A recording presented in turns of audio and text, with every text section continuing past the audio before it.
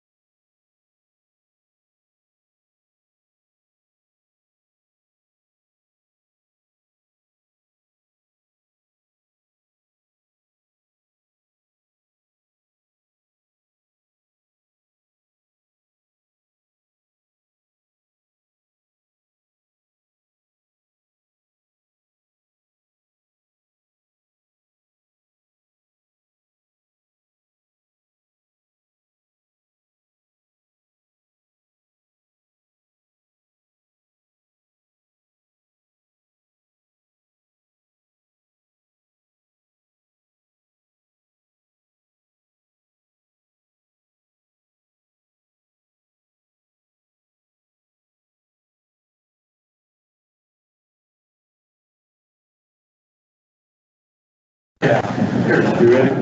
Bill? Here. Good. Call the meeting to order. Say the Pledge of Allegiance. Pledge allegiance to the flag of the United States of America and to the republic for which it stands, one nation, under God, indivisible, with liberty and justice for all.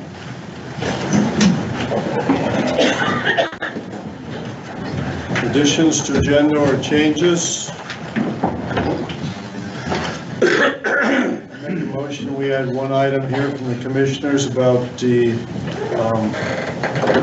storage hardware for the IT department, sheriff's department, of the GO bond. I take a motion. We got to make a motion to approve those. Motion approved. Okay, I made it. You second it, or can I make it, or see if somebody else has to make it? Somebody else has to, yep. Whatever. All in favor, say aye. Aye. All opposed? No, we won't. You want to do a roll call? Darren? Yes. Judy? Yes. Scott? Yes. Gary? Yes. Patrick? Yes. Joel? Yes. Jim? I don't even have any idea what we're voting on, so I guess I'll leave it now. Move to send. All right. Next item, approval of minutes. We've got two sets of minutes here, one for June 16th, our last council meeting, and Monday, and the other for July 3rd, which is our special session work notes. Any discussion on that? How about the June 16th? Take a motion if we want to approve it. Thank you.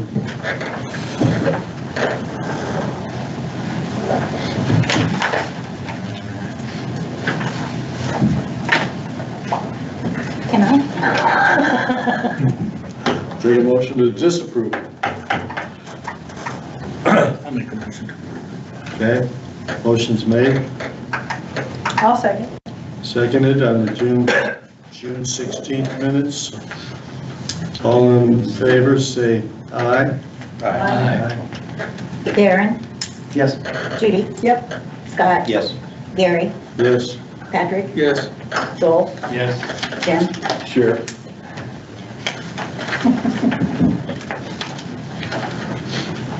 Okay. Do we need to approve the July 3rd minutes? No. It's That's just right, we're different session from that. Okay. Next item is old business, budget meeting explanation. We're doing it a little different this year in terms of we used to have everybody come before us, take it either 3 days or one long day, and take 15, 20 minutes and present their budget. What we're doing this year is, since we've got liaisons for each department, we're going to take the Form 1s, we're going to evaluate them as the council. If we have any questions, we'll go meet with 2 or 3 people with the department head to resolve any issues, or if we make any changes, we will run those by the department head. So it's going to be more of a personalized approach rather than just formal, come up before, spend 20 minutes and go from there. Any questions or comments on that? We'll try it, see how it works this year. If it doesn't work well, we'll try something else or go back to the original. Okay. Next item, compensation and employee benefits manager, pay grade. This is a new position in the auditor's office. We've discussed it briefly at various times. We need to assign a pay grade and move ahead so we can hire someone for that.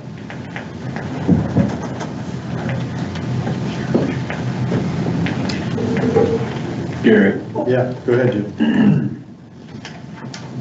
this decision that we have to make is a perfect example that we don't have any policy in place to be able to have any factors or criteria to make a decision. So it's completely subjective. I did take the time to go through the 18-column, 250-line labor cost report that I'm working on, and here's what I found out. We have commissioner's assistant who's at a pay grade 14. We have a building commissioner at pay grade 13. We have a director at a pay grade 15. We got BSO at 15. We got another director at 13.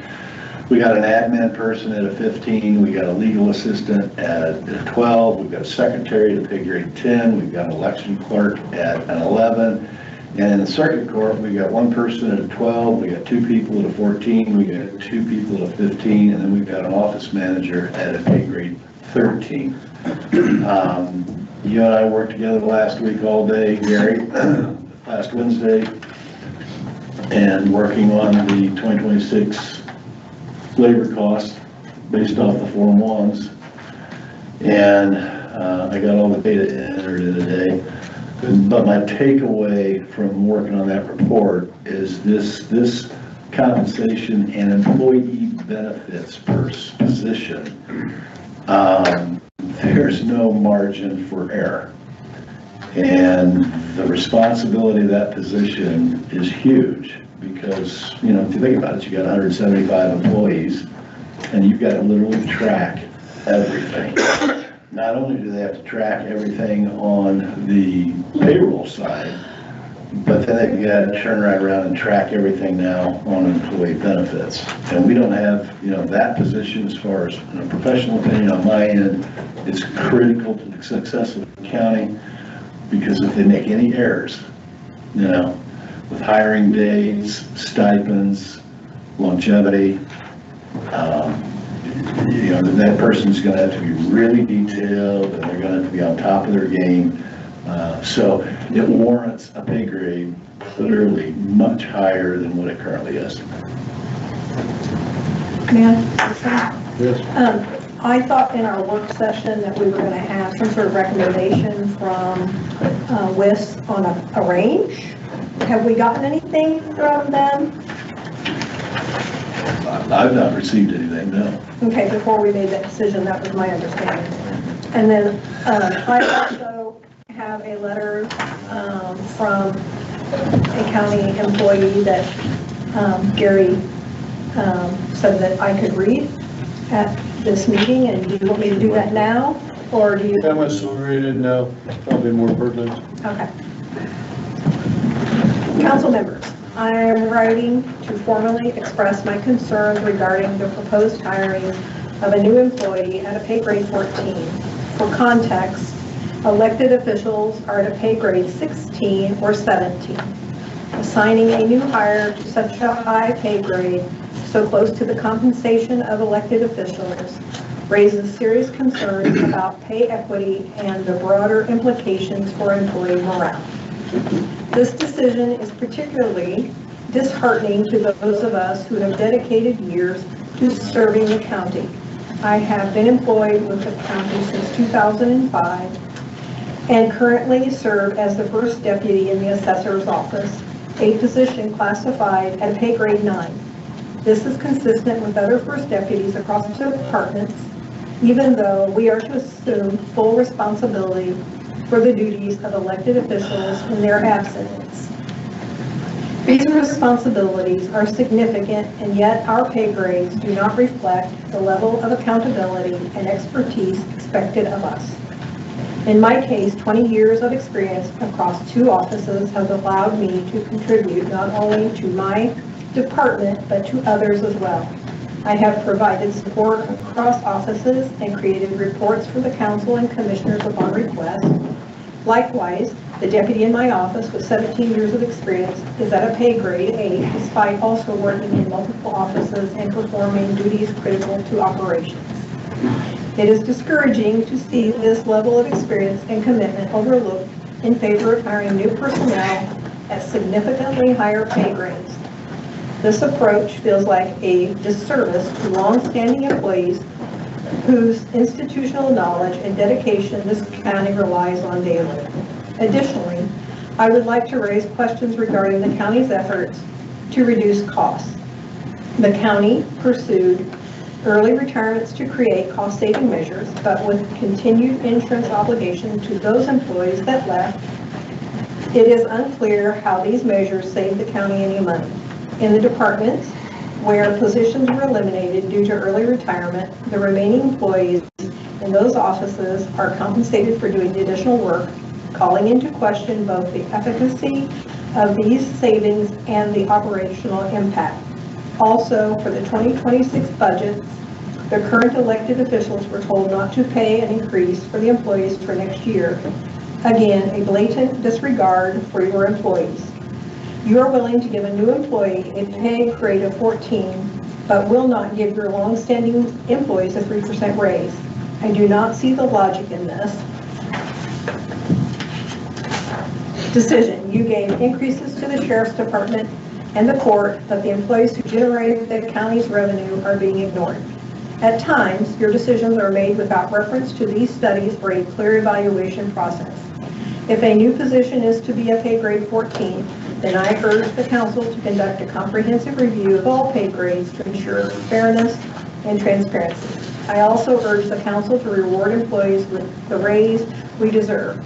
You have given compensation to other departments over the past year, so then have the common sense to at least give employees that did not get these compensations a raise in 2026. I do not see the equity in salaries the way you are operating currently. I respectfully request a response to the following. How many and how much has the county paid for salary studies over the years for the council to only ignore them? What specific actions have been taken based on the findings of those studies besides being ignored? What are the criteria being used to determine the pay grades? We submitted in our job descriptions previously, but the one I got back this year was nothing like what I had submitted previously. What happened to all the work I put into explaining my job? Our office plays a critical role in the tax process. Without the timely and accurate work performed here, tax bills cannot be issued, jeopardizing the county's revenue stream. Do you remember the fiasco back in 2005 when the county was behind? Please do not underestimate the value of this work or the people behind it. We ask only for the respect and recognition that our service, experience, and responsibilities merit. Thank you for your time and consideration. I look forward to your response. Diane Davern, First Deputy Assessor's Office. Thank you. Okay, discussion regarding the pay grade and related letter and such. Been suggested as being a 14. Jim made a point. It's a very critical position because it affects almost every person in county government, not almost everyone, in terms of benefits and such. Yeah, let me say this. You know, Diane Davern has a valid argument. Yeah, Period. she does. Yeah. So. I don't disagree with her point. So what do you do about it? Where do we stand right now on our WIS study?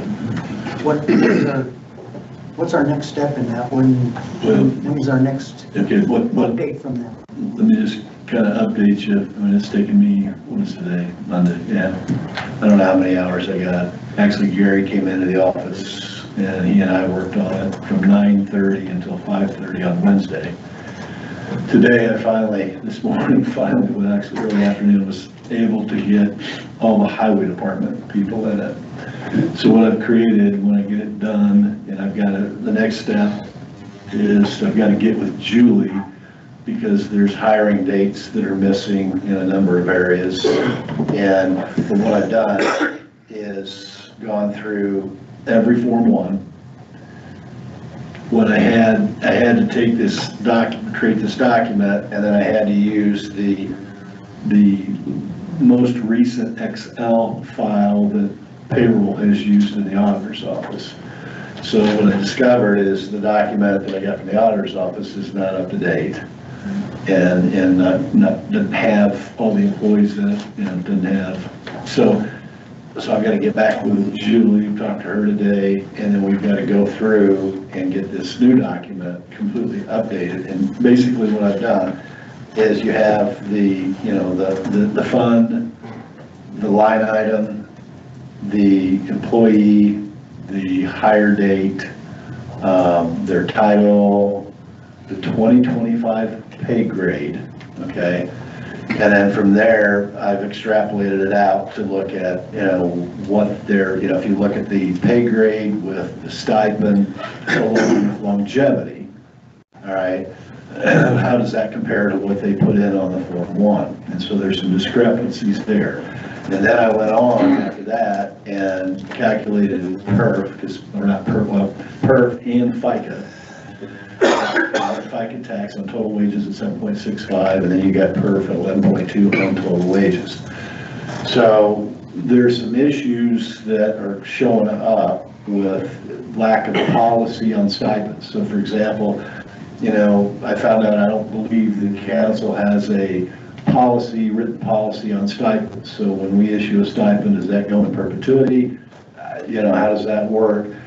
Then I also I got into another issue with regards to longevity. There's some departments calculating on longevity on pro rata versus calendar year. So there's some discrepancies there. So once I get this done, I will get that to you all so that you have it and make sure it's, it's accurate. Because then we've got to take that and I tailor it back in with you with the WIS. Because at that executive session we had, we were told, Lori stated that we should be able to get their findings, right, to take it from a 35 pay grade down to say less 6, I'm assuming 6 categories, but then having a range within each one of those categories to where, you have flexibility to address the Diane issue. Right, because it's seniority, experience, but I hope and pray the WIS at the same time, they give us some kind of a policy document so that when we go to make decisions like this, we can be extremely objective. And one of the things that begins to pop out when you go through and do this work is you start looking at the pay grade 9s, you start looking at pay grade 11s, you're looking at the pay grades for the elected officials, and they're kind of all over the board, if you will. And so we've got our work cut out for us on this subject to try to address it and make it, I guess, to use a term, have equity or fair-mindedness in that compensation system. So when's our next the goal step in that? When are we supposed to be hearing back? I mean, I haven't talked to Lori, and I can certainly reach out to her and find out and update you of when we can expect. I mean, what I'm doing right now is going through all the work that's required to make sure that the data that we have, first and foremost, is accurate, right? And then, for example, I talked to Reagan today with Reedy, and then next week, Jerry Hickman comes back from vacation. And so my deadline is our Thursday special session meeting in August, the first Thursday of August. So that whole 3-hour session will be focused completely on the 26 budget. We can look at the compensation. We're going to have, all the employee benefits, all that stuff. And so, if we can get something from Lori, and Gary, maybe you can reach out to Lori and find out where we are on that to see, what we should expect going forward.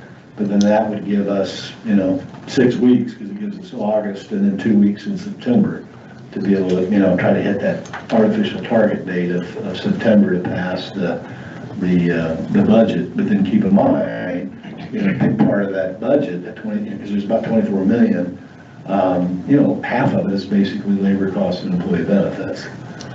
I thought she said 2 months. I thought she said that she would have it to us by no later than October.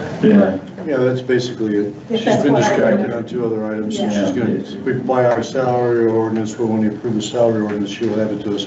And regarding what Jim said, the August 3rd meeting, we will possibly have to have another work session meeting during August to get the budget necessary. So we'll be addressing those issues. Yeah, August is going to be busy, so. Yeah. Mary? Does this count as a workout? I just wanted to add 2 things to what Diane wrote. Can you get on the speaker there, because it's being recorded? Set the mic on. It is. Good. Yep. Thank you. Mary Miller, assessor, and that was the first time I had heard the letter that Diane wrote, and I'm very proud of her for doing that. I thought it was very professional, and she did raise some very valid points. I just wanted to reiterate that no employee in an office should ever be higher than a first deputy. The first deputy should be the next highest paid under an elected official. It does just make sense, because if anything would happen to the elected official, if we had, some type of long illness or whatever, that first deputy becomes that elected official per se. So I really would like to hammer that home. And also, I know it was a long time ago, but when I was auditor for 8 years, the payroll person did everything that this person did. That was before we decided to grow government and create all of these other offices in the commission, or employees in all these other positions, like the commissioner's office or whatever. We were capable and we did it. And lots of times, the payroll person did, well, they always did new hires, they did payroll, they did taxes, they did benefits, they did all of that, and they still had spare time to help at the county. So it's not really about, it's about finding the right person is what I should say. It's not about how much money you can throw to a person so that they'll stay. There might be other issues there. Thank you. Appreciate that. Bill?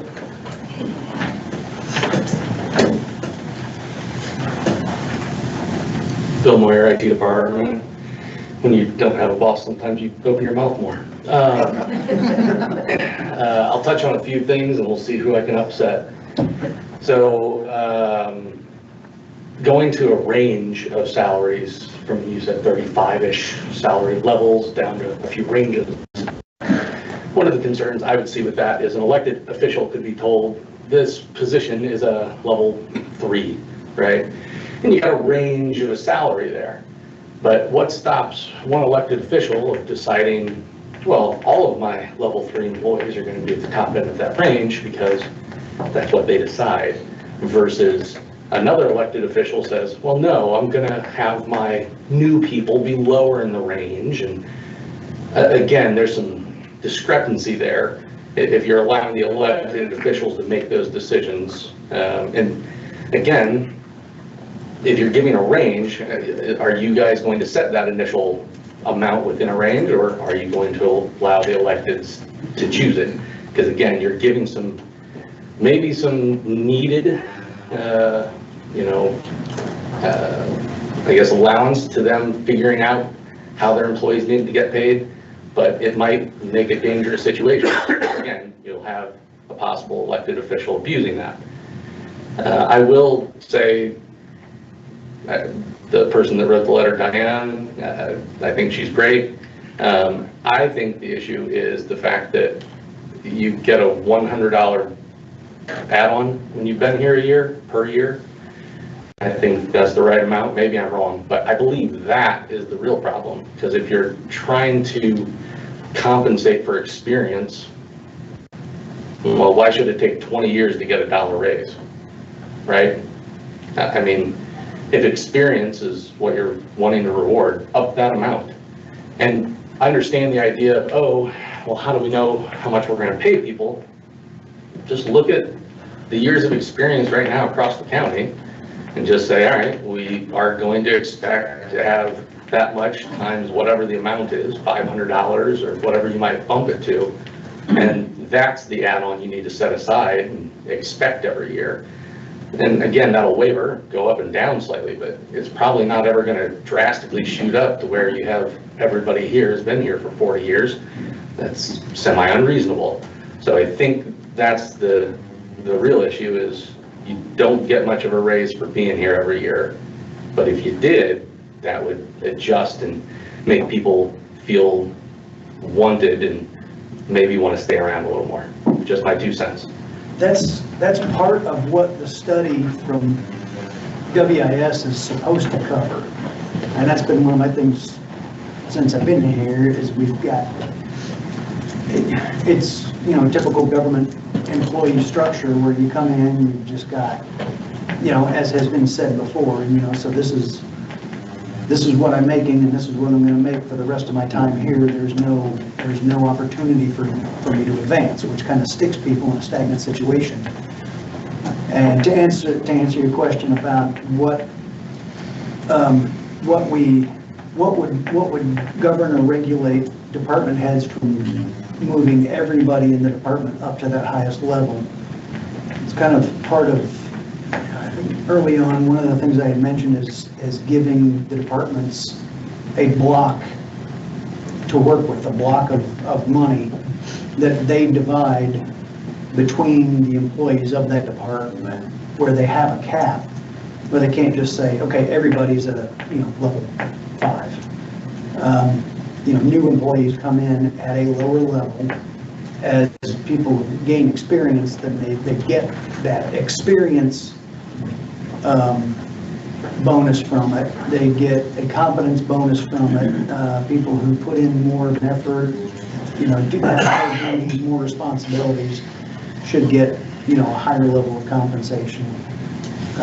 Experience should get a higher level of compensation. So there's all kinds of, and what we're waiting back now from the WIS study is the guidance from them that many of us who aren't, managers of employees lack.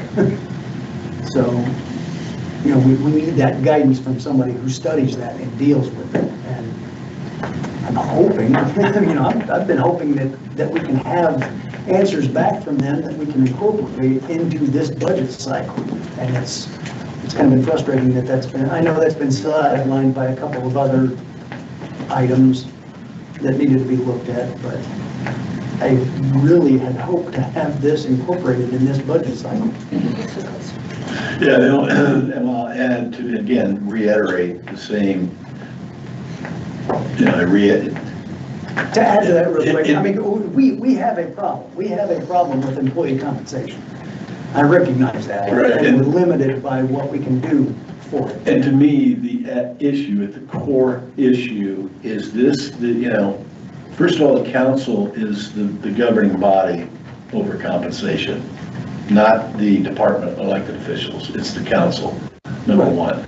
Number two, the council does not have an objective, documented policy in place to make decisions. And, it was 2024, first quarter, 2024, maybe, I don't know, maybe it's 23, I don't remember. But there was a position within a department that, that responsibility was kind of thrust on me to make a recommendation for a pay grade. I tried to be objective, right? But we have nothing in writing that states how we make decisions with regards to compensation for different classes of employees. And we have got to get a document in place so that document then keeps the council honest, it keeps us objective, and all of these departments, there should be a certain class of employment, and there shouldn't be any, if first deputies need to be a pay grade 15, then they're all pay grade 15s, period, all right? And that makes sense. If you've got a first deputy and you got the elected officials, because the elected officials, let's face it, they're at the top pay grade, and a smart employee in this county are the elected officials, because they realize if I want to get the top pay grade, I'll just go run for an office, get elected, and that'll put me automatically in that top pay grade. So that makes sense, but the challenge with it is we've got a lot of pay grade 9s. And I guess for me, just to air my frustration and vent a little bit, it was brand new second quarter of 2023 when I first got on the council, and I saw a large department. I think they've got 9 or 10 employees. There was a person in that department that had been with the county 16 years, and that person was at the same pay grade that a brand new person that just got hired in. And when I found that out, I thought, there is no way, I would not work for Brown County government, because there's no way. Why would I want to come in and, and work 20, 25, 30, 40 years? And in addition to that, not only work, but be cross-trained in departments, work in various departments, You know, because we've got a few employees that have worked in several departments. They are cross-trained. They know how stuff operates. Those people should be at the top of their game. That's just all there is to it. And so the challenge with that is, how do we create that matrix? We've got to get a policy document in place so that we can be extremely objective. And then the real challenge is we've got to stay at this $7.5 million total labor cost number. That's the challenge. So we've got to operate within that 7.5 framework, right? And then we've got to go through and restructure it. But I'm just going to share, those of you who are in the audience and on the board, if we make a transition to a new compensation approach, you know, the challenge with it is as we make that transition, we're not going to want to lower anybody's income. True? So they're going to have to keep them where they are. And then, you know, then we're going to have to say, okay, how can we be very objective and fair-minded so that everybody, you know, everybody's treated the same, right? They all know how to play the game, if you will. I can hire in, I can do this, right? Because everybody wants to make more money.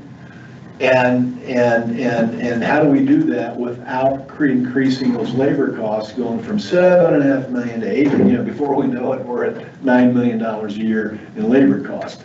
So it's a very difficult story problem, and it's going to take an enormous amount of time and energy on the council's end, because we're going to have to put a lot of time and energy working through this, because it's not an easy story problem at all. So we've got issues and challenges ahead, no question. That's good summary. The other issue is that if we do assign a salary grade to this, odds are when we change the system, not odds are, it will change. It will go into the new system. So it's a very temporary situation at this point. But the problem we risk is if we assign too high of a level of compensation for this compared to the other jobs, then we get the salary study back and find out that and we can't reduce that. We've got to bring everybody else up to that. Basically, what we're doing right now is creating the water, Right. We're creating the water level that we're going to have to meet. Right. Can I ask Sandy Keene? I've got a question for Sandy. Where are we gonna get the money? We discussed everything, where are we gonna get the money? Yeah, I don't know, we'll have to figure that out. Sandy, can I interrupt real quick? Have we, in the auditor's office, do we have a new person that's been hired for this compensation employee benefits position?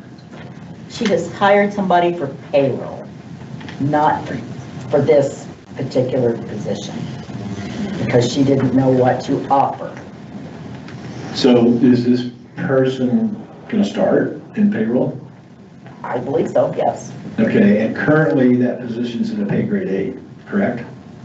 Yes. Okay, and I think it's an 8. This person, and I don't mean to put you on the spot, you can say it's above and beyond tonight's conversation if you like. Is this a person that you think because you're first deputy in the auditor's office, is this a person that could transition into this compensation employee benefits specialist I person? believe she could. She could, okay. So what do you need? Is there urgency? So it sounds like this person has this person accepted the position as a pay I grade don't 8? want to discuss that one in particular, but let's go on. Well, we have to make a decision. We need to get some Well, closure okay, on make this, it- because this is 2 meetings in a row. And that's, Gary, can we, She knows what the pay position- is. so she knows she's in a pay grade 8? Yes. So there's no urgency this evening to where we have to make a decision tonight? Right. Is that fair? Yes. Okay, perfect. So I'm going to motion that we table this then. I have a question first. I'm all for doing this, it makes good sense. But has anybody discussed the money end of that? Where are we gonna get the money to do this? And that's what I'm working on now. We're getting an assessment of where we're at. That's what we've discussed every time this has come up, and that's been our limiting factor in this, Right. which is why the findings in the report coming back from WIS is so important as guidance, not dictating what we do, but guidance in employee compensation and where we stand. So given that there's some and the activity, direction to go. in this position, as just discussed there, Jim suggested we table, which may be about. Mind if I speak for a moment? me say this, Gary, Yes, This is go ahead. Julie. let's not make this decision in a vacuum, if you will, meaning that, you know, we don't make the compensation for this new position without taking in consideration some of this the other criteria at the same time. And that's what I was saying. Basically, what we're doing right now is just arbitrarily writing out a number. Right. With Every time. total scope of the study that we have paid for. Right. And it would be stupid of us to ignore the study that we have paid and are paying for, because the whole purpose of it was the guidance aspect. Absolutely. All right, so given that there's some motion activity being taken in that position, we can probably go with that for the time being and table it, is that correct? Julie's. Yeah, Julie? Had something. I'm sorry, you're on there? I am on here. And this is why I had to go with payroll, because I needed a decision and you're not capable of giving me one. So this is why I have hired a payroll position. And she is more than capable of doing both jobs. Okay. So what would you suggest, given the fact that we're willing to table it at this point and see what works out with the WIS program? I don't I have mean, any you- suggestions at this point. This is just what I expected. I mean, I didn't actually expect an answer, which is really sad for me. Well, we can't give an answer when we don't have all of the facts. Yeah. And there's a new, because of the additional aspects that WIS encountered with our salary study, has the timeline been pushed out? What is the next marker on the timeline that we're waiting for to get an answer? October is what she told me. At the latest. At the latest, right. Is that still the deadline, or has that changed? No, that's the deadline. That's when we're going to approve our salary ordinance. So, Julie, what you're saying though is you have someone in a position that may gravitate into this position. So I don't know if we need to She take- will gravitate into this position. She is very highly qualified. Okay, and that will probably take a couple months, I presume, and by that time we'll have a new salary grade level in place. So tabling it might be the most appropriate thing for the moment. Can we do this? Can we? And Julie, you and I talked today, anyway, Julie and I've got to get together and we've got to finish this new report that I've created. And at that Thursday, the next special session meeting, or perhaps the finance committee, the three of us can meet and have a conversation about this. But this report will make it fairly easy for us to go through and look at the positions, job kind of classification, and current pay grades. Okay? And perhaps what we approach might be is the three of us sit down, and it may take, all day, but have a meeting, let's sit down, let's look at all the departments, look at the employees, look at their tenure, look at their current pay grades, the classifications, and see if we can't come up with a approach that's very fair-minded, very objective, that addresses Diane's issue, because she's not the only one in the county that has this issue. Fair? Because it really doesn't matter what WIS does, because whatever they restructure, we need to take our employees and fit them within that new structure. That's all. Because I'm not willing to do is we're not going to take it away and say, hey, you used to make X, and now we get this new compensation. Sorry, your pay's going down $3 an hour. I don't think there's anyone in here that wants to do that. No. Right. So I think we can, if we take, I don't know what Darren and Gary, what you feel about that. It's just, I'm throwing an idea out here that might be an approach, because I don't know that I've ever sat down with anyone within the council to where we specifically discussed compensation, classification, seniority, and had a very fair-minded, objective conversation to really look at it and say, okay, yeah, this isn't right, how do we change this? Because this report that I'll will have the hire dates, we'll have the, we'll have the seniority audit, you'll have the pay rates, everything that we need to look at it and kind of analyze it and do an assessment, if you will. Okay, so it's long overdue, and it's a time opportunity to do it with the change going on. So, Darren, you and Jim and I are open to that? Sit down and look at all this? Yeah, it's well overdue. All right. Okay, Julie, is that okay at this point? Still there? She's still here? It'll have to be. All right, we're moving at least. Okay, so Jim made a motion. Tabling. Second. Okay. All in favor, say aye. Aye.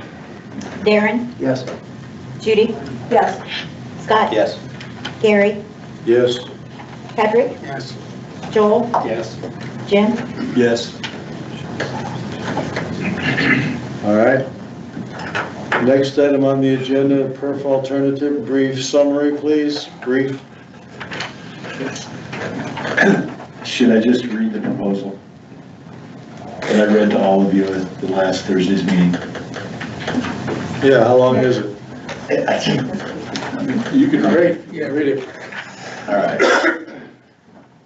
Brown County Government Employee Seniority Stipend.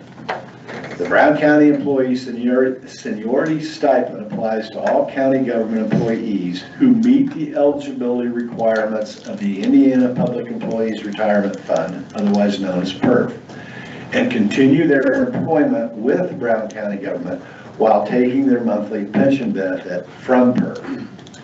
PERF eligibility requirements of years in services age. Rule 85, 30 years of service and age 55. 15 years of service and age 60, 10 years of service and age 65. For those Brown County employees who meet the minimum PERF eligibility requirements and elect to begin receiving their pension benefits from PERF while continuing their employment with Brown County government, will receive 11.2% of their base salary as a stipend until they choose to terminate employment with Brown County government. The Brown County Government Employee Seniority Stipend only applies to those employees who have had continuous employment of 5 years and who are currently employed with Brown County government once they begin receiving their PERF pension benefits.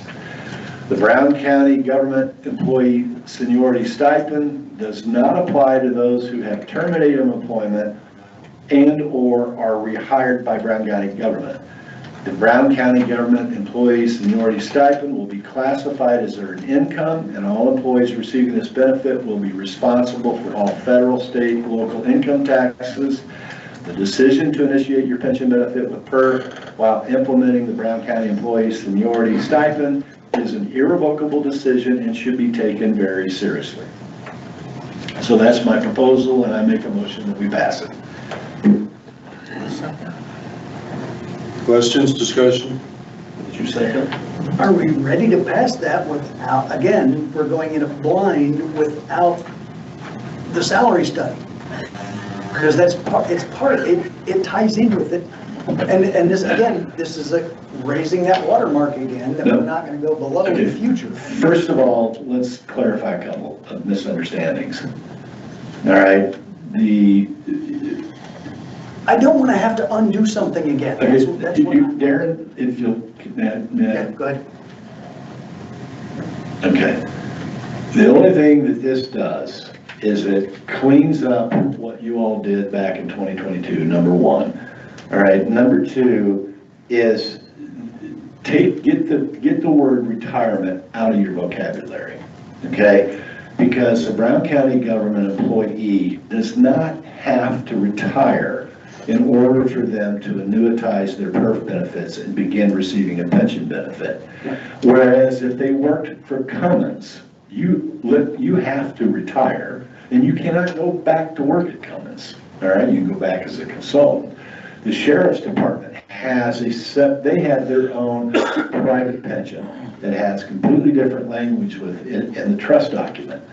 So we are already paying the 11.2% to these employees, period, all right? And so therefore, when I look at that, it doesn't cost us any more money except the 11.2% that we pay into PERF. We do not, as the employer, have to pay FICA taxes, so Social Security, Medicare taxes.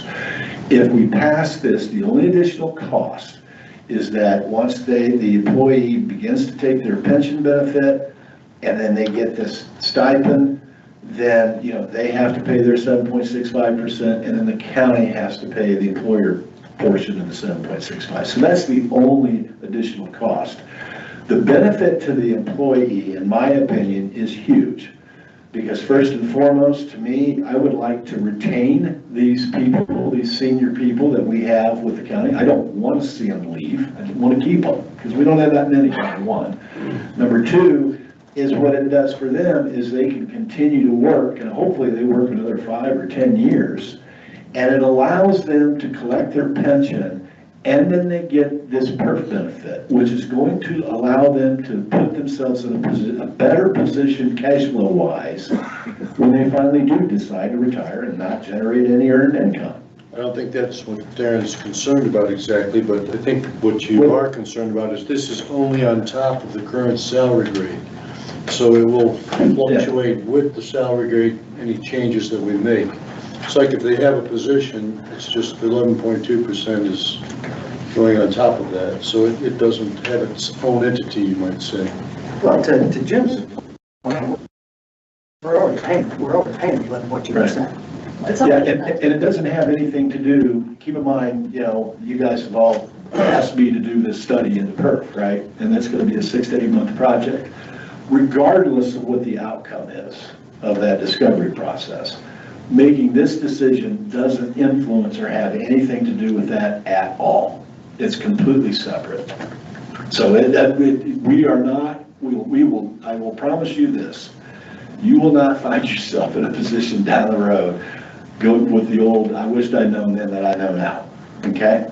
What are the Except for implications? the last time we did that. Well, but Which this is, was the same thing I brought up at that time, which right. I, Well, that was fair, I know enough about this subject to be very confident, okay, to know and promise that you're not going to have any adverse issues down the road. Because you got to keep in mind, PERF is a separate entity. It doesn't have anything to do with Brown County. So once these people decide to take their pension benefits and continue to work with Brown County, hey, it's over. The deal's done. So what are the implications if we approve it now or wait 2 or 3 months to flesh it out? What are the? Well, I guess my question is what is it specifically you're looking to flush out?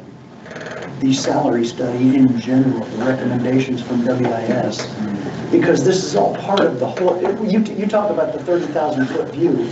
This, I think, is one of the things where we're getting down into the weeds on something where we still don't have that total view. Right, but the challenge with this conversation with regards to compensation and having enough money in the general fund to be able to pay for compensation, which is a completely separate, different issues. You know, we're going to have to figure out how to shift from the current compensation plan to, you know, Wagner, Irwin, and Shealy's, you know, whatever they suggest. Hopefully they suggest something that has merit. But we're going to have to be able to do that and to make these changes without increasing our total labor cost exponentially, right? Now, but keep in mind, what we're talking about is a very small percentage of the, you know, let's say we got 170 employees on any given day, plus or minus, right? Because it fluctuates.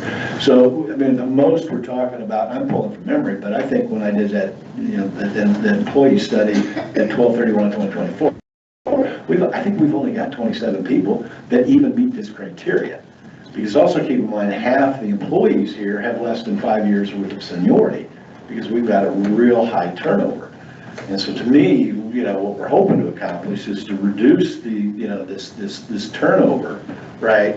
Increase, you know, and if we can hopefully figure out how to, you know, it's a cultural thing, it's compensation, there's a lot of factors involved to it. But we've got to reduce the turnover because the turnover is killing us. Well, that's what part of our discussion on that in compensation is, you know, I think that we made that part of the WIS study is instead of benefits, that the employee gets the cash value of those benefits as part of the compensation. Like you said, you know, somebody comes in here, they're starting off, they're, you know, in their first 5 years, they don't care about retirement. No, right. They want a bigger paycheck. And, you know, Right. part of the WIS study, I think, we implied was. Well, I hope, yeah, because we got 3.5. Overall cash value of the benefits to the employee is a bigger paycheck instead of relying so much on the benefits that people don't care about. I wish we could take the 11 million and just give it to all the employees, and they can go do whatever they want to with their money. You know, Right. but we're not in a position to do that, so. So as far as implications, if we approved it now, would it go into effect immediately? Or would it wait till 26 or what? Well, that's a decision you all have to make. Okay, and Darren, if we weren't doing the WIS study, would you be more prone to approve it or would still want to study it? I want to see how it fits into the whole picture. You want to see it, that it is the solution, is what it sounds like. Yeah, The solution, I don't want not to, a I don't want to create another problem that I Right. have to go back and solve. In that for. respect, what would it take to resolve that?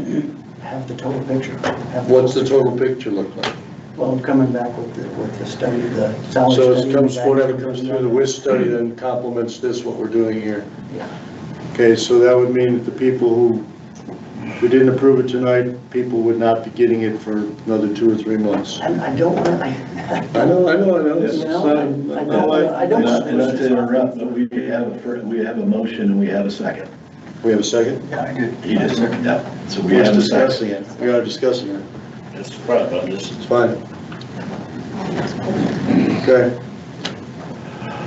Yes, So my question Can you is, step up here, please? Oh. 'Cause I can't hear you. thanks. hello, my name's Donna Lutz, previous county employee. I'm just wondering what's going to happen. I retired, quit, whatever you want to call it, in May. So I haven't got any of my retirement money since January 1st. I'd just like to know when. I mean, I feel like I'm one of those people, I'm not here anymore. You guys could pay me my 11.2, I could be gone and you may never see me again at this podium. But you're gonna have to pay that 11.2 to these people, no matter what that WIS payroll thing says, and it's budgeted in the budget. So I guess that's something I don't understand. I mean, I do have to agree with Jim somewhat. It needs to be stated so that somebody doesn't get hired. Because if somebody gets hired today, nobody's telling them, hey, if you're already drawing your perf, you're not gonna get any money. So you guys, I feel like you're just opening yourself up to a can of worms. But I know I got my little statement from Nationwide or whatever it's called now. And I mean, you don't owe me a lot of money. It's like $1,800 bucks, but I'm losing money every day that you guys keep my money. I could have that money invested. So, and I know we had meetings and you guys were gonna make us whole and all that. Well, and we just keep putting it on the back burner. Okay, thank you. Okay. Is there any option of making it conditional to review upon the WIS study coming forth? We make a motion, we activate it and review it at the WIS study when it shows up. Is there an option to alter your motion? Would you be open to that, Jim? Okay, first of all, I think if we go back to Robert's Rules of Order, and I am no expert on that, but I believe you've got a motion and you have a second, so you need to put it up to the vote. And then if it fails, so if we don't vote for it, then somebody can make a new motion, right, and get a second, and you go to that. I think that's how the process works. I don't know. Susan, were you gonna say something? Yeah, so you can withdraw your second if you want to amend your motion, but that would be the process that it has to be in order to amend the motion. My second approves red. Okay, well then we need to take a vote. Darren?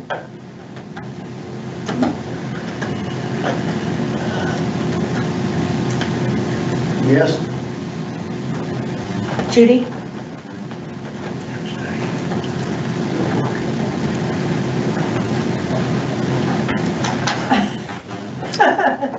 I don't know. Is if that it, helps. well, no, I just think, I don't know what we're talking about here. I think that we need to make sure that we're not going to, as Darren said earlier, goof up the whole thing. I understand what Jim is saying, and I kind of want to lean on the list compensation plan as well. So I'm leaning that way. So I guess I'm going to have to say no at this point. Scott? No. Gary? Yes. Patrick? Yes. Joel? Can you restate what we're voting on, please? Jim's proposal.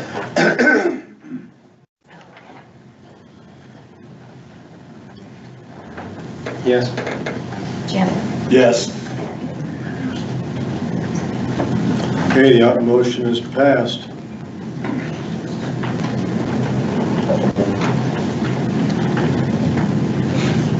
Next question is implementation time.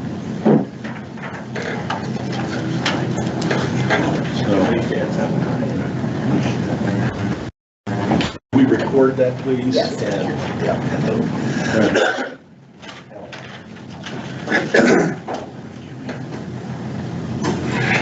Do we need to establish when this will go into effect along with this motion? Yeah, I think we should, Yes. because we gotta make a decision on an effective date. Right. Any suggestions? How about the first quarter or the fourth quarter of 2025? So October 1st, Fourth quarter? fourth quarter of 2025, so. Do we need to make a motion vote on that or just let it happen? No, we probably should, I would think. Okay, it's gonna make a motion. I'll make a motion that we implement it October 1st of 2025. Second. Made and seconded. Any further discussion on that? Scott? What's the cost of this, Jim, on the 25 budget if we say yes or?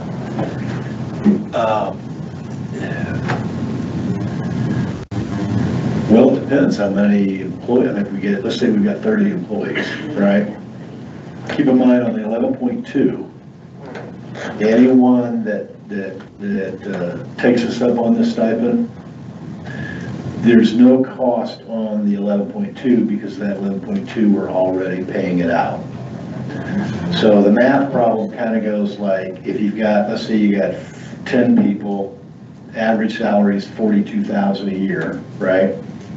So that'd be $420,000 labor cost. So somebody got a calculator, take 11.2% of $420,000. Well, that's the number that we've already been paying out. So it doesn't really cost us anything because it's already factored into the budget for 2025. The only addition is you have to take that amount, whatever 11.2% is $420,000, is that we've got to hit that at 7.65%. So whatever 7.65% of 420 grand, I think we got to calculate because I didn't bring mine. That's the additional component. Huh? About 35. About 35,000 roughly for that. No, It's 11. just representative. Is it absorbable within our budget? Yes, it's, yeah. I mean, It's absorbable. yeah, it's not. Oh, it is, okay, good to hear. It's not going to lose the bankruptcy court. Yeah. Okay, so it's not gonna be a negative figure? No, It's not. no. Okay. All right, so there's the motion and the proposal. Any further discussion? All in favor, say aye. Aye. My vote on this has an asterisk on it, that if we implement this and find out it needs to be undone somehow or corrected, and it may have a negative impact on people, and we're gonna have to accept the fact that a future vote like that happened last time, we Right. implemented this and it created a problem that wasn't anticipated. Right. that if this creates another unanticipated problem, it's going to have to be undone and may have to reduce something. And I appreciate you, Benefit. right, I appreciate you floating that, right? Okay. What we're doing, there's no violation of anything. I understand. Okay. Now, the only thing, let's just assume that WIS comes back and they come back with this newfangled approach to compensation. And that newfangled approach, there's no more stipends. Stipends are gone forever, right? There's no more longevity. That's gone, okay? And so this is a stipend. So for us to go in and say, okay, we're going to revamp the compensation, then if we revamp that compensation, clearly we have to make every employee in the county whole, correct? Okay, so simply, we would look at their compensation with their stipends, longevity, blah, blah, blah, right? And then put them in a new classification so that they're made whole. Now, keep in mind, the minute we do that, there's no more stipends, no more longevity, nothing. It's just, here's where you are, and if you want, and to me, I hope and pray that if I were to work for Brown County and I'm, 35 years old and I'm gonna work for the next 30 years for Brown County, right? That I can come in and I don't get stuck in one department, that I can float if I want to change departments. I want to learn different departments, right? Because I want to learn new things and be more valuable. And hopefully they will work on this compensation system to where we encourage that behavior.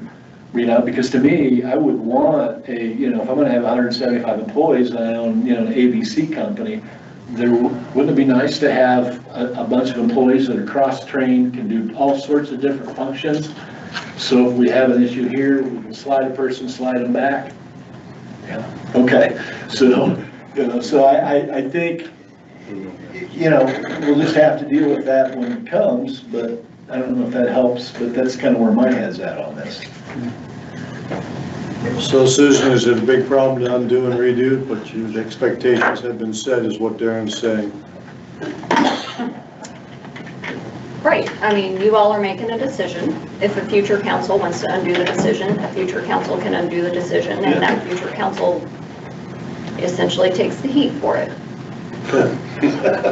You're just saying expectations too. I don't think there's that many that are going to be affected by this immediately, and particularly by October 1st, we'll be having, the WIS study will be active. We can hopefully preempt if that's the case. Yeah. All right, so we can take the vote and take the roll call. Darren? Yes. Judy? Yes. Scott? No. Gary? Yes. Patrick? Yes. Joel? Yes. Jim? Yes.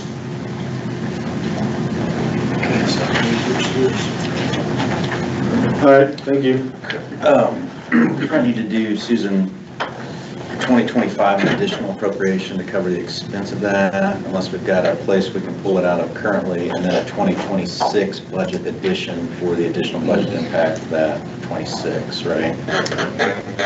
Yeah, so, I mean, what's likely to happen is you're gonna have to get towards the end of the year to see what departments have any money left in their budget that they can move around to cover that. And if they can't cover it, then it would have to be an additional appropriation, with the explanation being it's this 11.2%. And then for 26 budget, how do we, is that probably in the current commissioner's portion of the budget, this per piece, or maybe Melissa can? Yes, so I can explain. First off, there's probably less than 10 people that this even amounts to. Correct. Number one. Number two, in your budgets, we have 11.2% for every employee that's employed. Currently now, we don't get that 11.2% because we're retired. But it's there, it's paid, DLGF has paid it, all of it's there to go. It's just sitting there in our budgets. So it doesn't cost an extra dime. Except for the tax. Yeah, the only extra, did you just say? The tax. Payroll tax, yeah. 7.65 will be an issue, that's all. Yeah, that's the only Yeah. additional. Yeah. And if That's- it's not if I could add. Yes. If it's not going to be effective until October, you have all of that money that's been building, not being spent from January through October 1st. That's for right. those people. And Susan, I mean, and maybe Jim, you're a better person to ask this, on the perf side, if I'm hearing this right, if this is actually, these are current employees, and we are a member of the perf program, are we sure we're legally able to use those funds on something other than a perf? You know, can we stop those payments? to There's no PERF, stopping. or- We've never been making them. Oh, So whenever someone terminates or retires, and you're a payroll person, because I've been that job, you then enter into the PERF system that they have retired or that they have left. Okay, and if they have retired, the only way that they can even contribute to anything is their annuity. And it's called the Millie Morgan program. And they can only do that from age 65 and older, and the only one that contributes to that is the employee, and that's 3%. The county no longer pays the minute that we start drawing pension. So to clarify that, you have an appropriation for PERF, and you have 10 people right now who aren't going to be getting billed for that, right? So PERF sends a bill, you send a payment. Gotcha. There's 10 people that are not on the bill that PERF is sending to you, so that money is sitting in that appropriation. It's not gone anyplace yet. It's not going to PERF because it doesn't go to PERF once they have taken their retirement with PERF. on those kinds of expenses, I mean, we've got, and hopefully we get the sheriff up here next quickly. We're going a little slow here today. Things like body camera, it sounds like we've got this pool of funding sitting there, right? We have additional appropriations for, important unmet needs. Not just this program, right? We don't want to look at this like in a silo here. There are probably 20 things we can't fund right now in addition to this program we're talking about. So I just want us to be careful about, assuming, these are all taxpayer funds. Correct. And if we don't spend those taxpayer funds, they are saved. Okay, what has been proposed is spend those taxpayer funds on this project.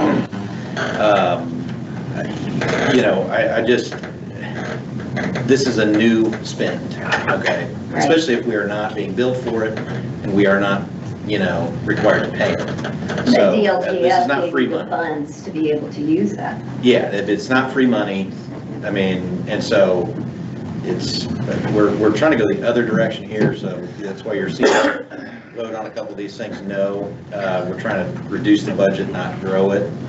So, Except that we agreed to make these people whole. yeah, I understand that, but, yeah. Okay, so we have voted, and you're in the middle of the roll call, you make your point. It's just a difficult situation, but we do have to try and make the people whole in the midst of our limitations. So, Sandy, go ahead. I did. We did. Roll call. Okay, you're good. All right, we're gonna move up to the commissioners have an issue. The next on there is innkeeper's tax ordinance. And, What are we doing there? we're gonna get that right after the sheriff's short one. We added the sheriff's utility.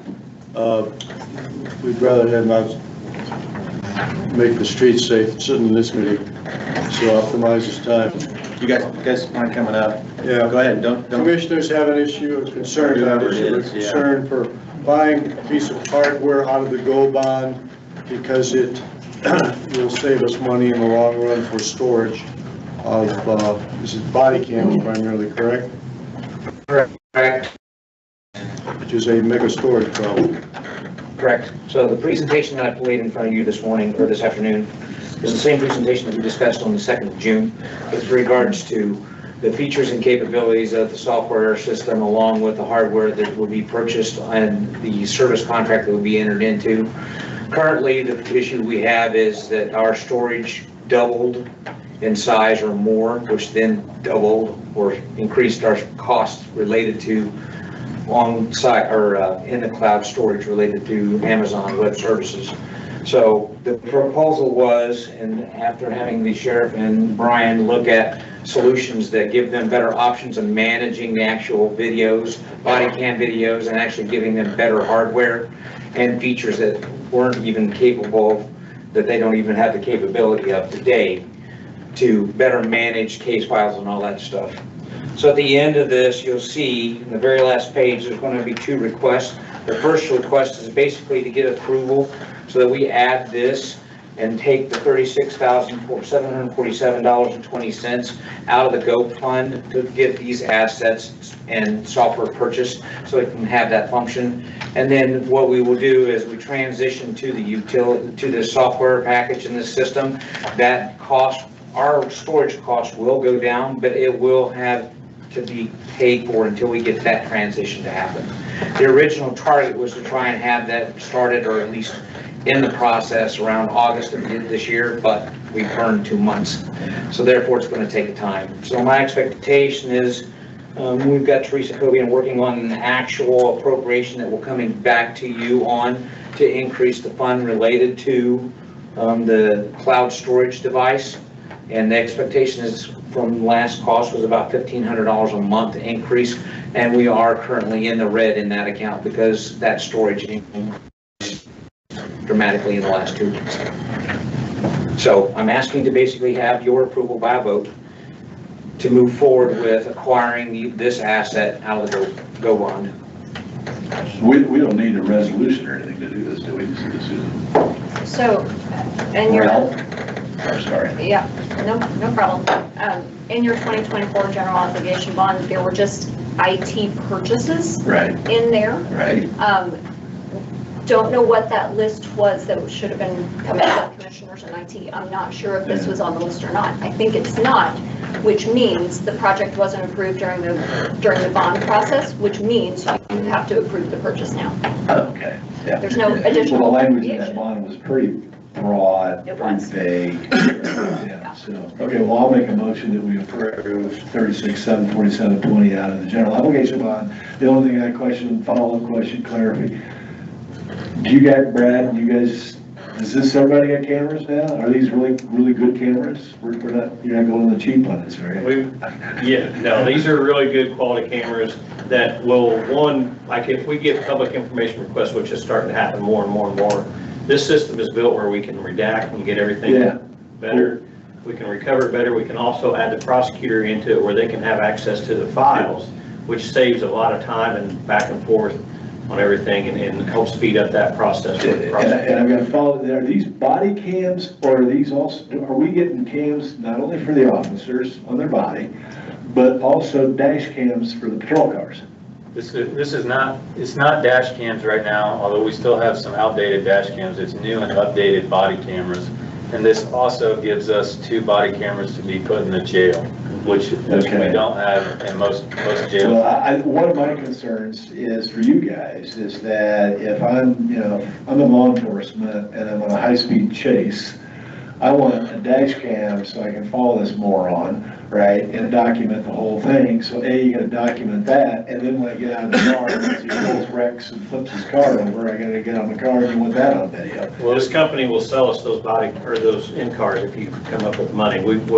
Well, then you let me know how much that costs, because I'm of the opinion that we need dash cams for all patrol cars, and we also need body cams, and we need good ones, and clearly you got to add the storage. That was definitely a topic of conversation, but what started all this was really Laura and I looking at our storage cost, and we knew in January that this was a profound problem. Right. And that we would go into the red, which we have. I'll make a suggestion. We're going to hold off on the motion. We got some questions up here. Go ahead. Will every deputy be issued one of those as well as every administrative person? And will reserves have those cameras? So how many are we talking? It's 16 cameras. 2 go to the jail. 14 will be distributed amongst the road division. I am one of the road divisions. So all merit officers will be given a camera? Yes. Okay. The chief and I will not have one. Okay.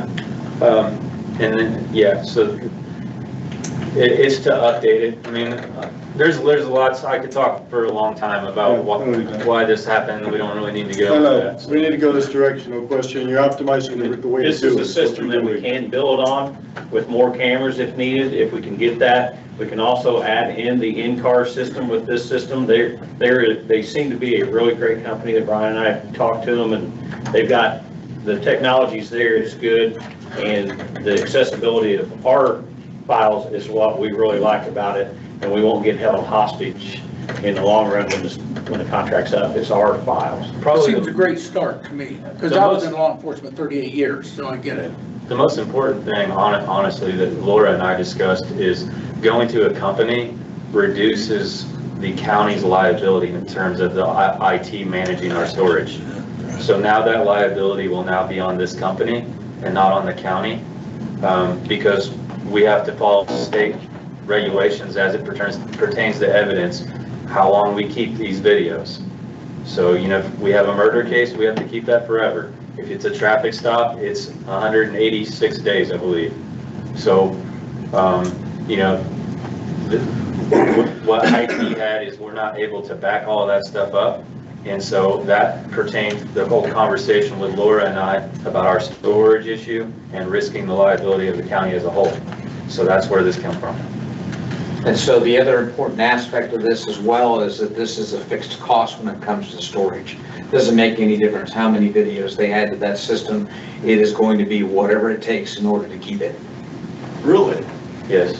So you end up with 86 million terabyte, and you're not gonna charge it. Correct. Wow. The way those companies work is they're much larger, so they have a bigger bank of storage, and so we're sharing it with multiple agencies versus right now we are our only entity with Amazon storage, and we don't have a big bank. So I just have one legal question for Susan. Go ahead. There's nothing to prohibit us from using the Go Bond for this purpose, correct? Yeah, I don't think so. No, I mean, it was IT purchases that's the part of the list that was in your GO. So again, I don't think we have a very specific list from the commissioners for their IT wish list of purchases. That's the only reason why it's coming back up for approval. If this were included in the wish list that they provided, then it wouldn't even need this approval. Okay, but for a storage service like this, we're not going to be paid by in an audit? No. Okay. I was gonna say, I mean, yeah, this is for the hardware. Yeah, this is for cameras, not Yeah. storage service. So the, What's the storage? That's my question. I mean, it looks like the storage is coming out of Cume Cap, not bond. So the initial purchase is through the hardware, and that is what's coming out of that $36,747. out of the bond. And then Okay, that's for the 20 purchase of the equipment, but the storage is going to be paid out, And the software that goes with it.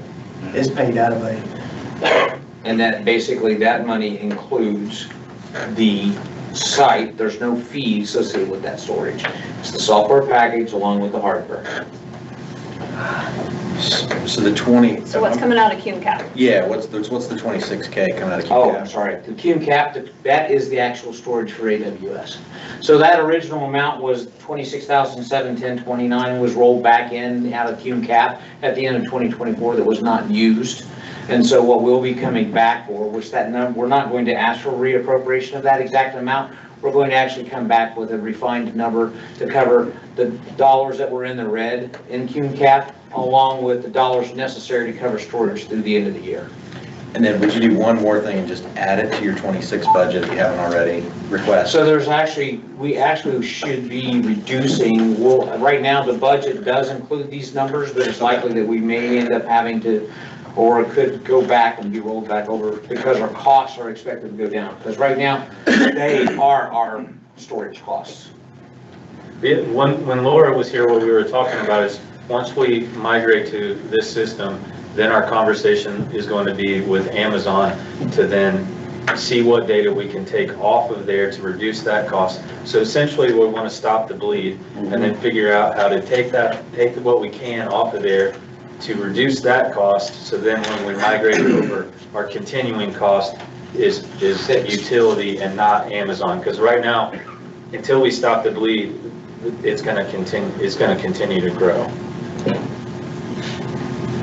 So that cume cap, I mean, the other thing, I think somebody mentioned it, the car cams, if there's a fully integrated car system that would go with the body and make this whole thing seamless. Yeah, utility cells, they migrate together. May make sense to use some of that cume cap if that's what's accumulating there and savings from the AWS contract to shove into that equipment purchase. That was what Laura's idea was, is to, if we can migrate, then we can see exactly where the finance is at for the future. But the body, that's why the request, only Brad and I talked about it, and ultimately we have to fix what the issue is right now.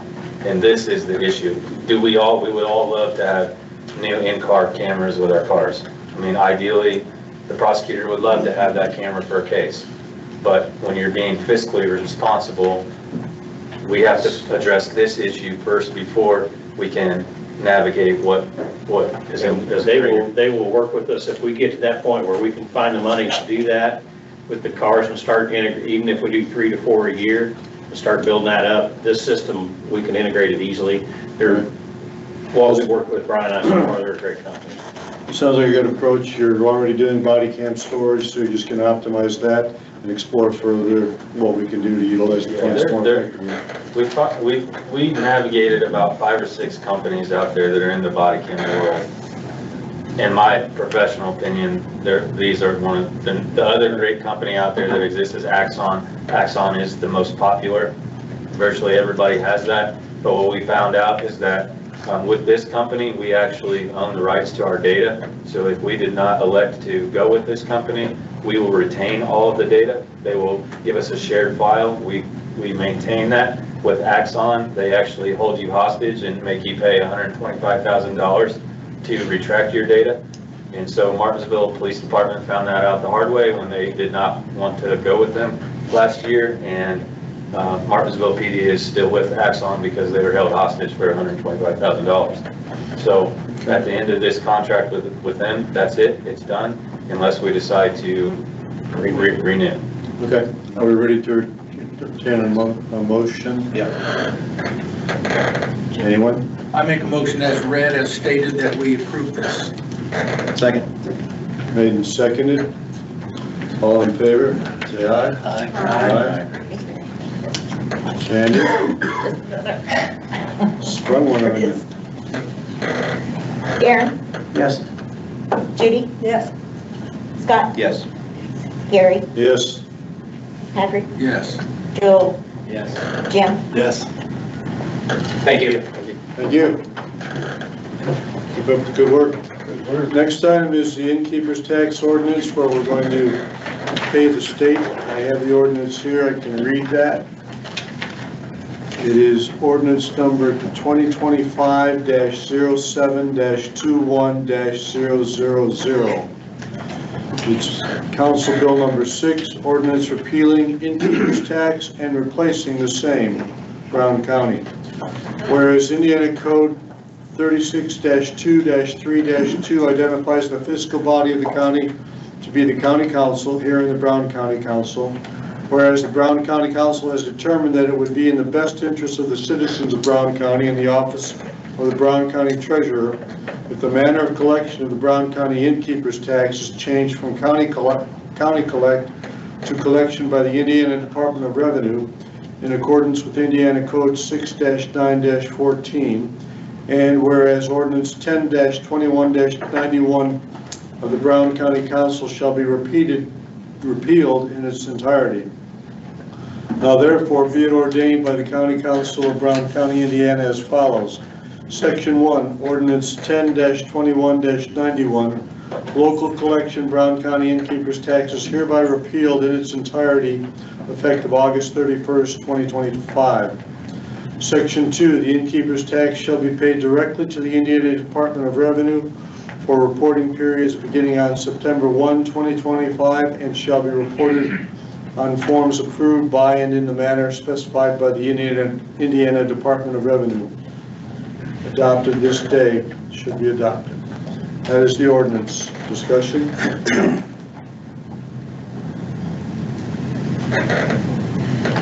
All right. I mean, one thing, we've heard from the enabling of the 3% increases that, you know, a lot of the innkeepers, tax collectors, the hotels and such, they want a long lead time in transitioning the way they do their payments, whether it's online or offline, and the way they collect their taxes. And so I'm a little curious about that timeline of, you know, what did we say in here? September. This is September 1, September 1, 30 days-ish, well, within 30 days. We probably haven't communicated that to them yet. And so that's just catches my attention there. And I don't see the CVB or CVC president here.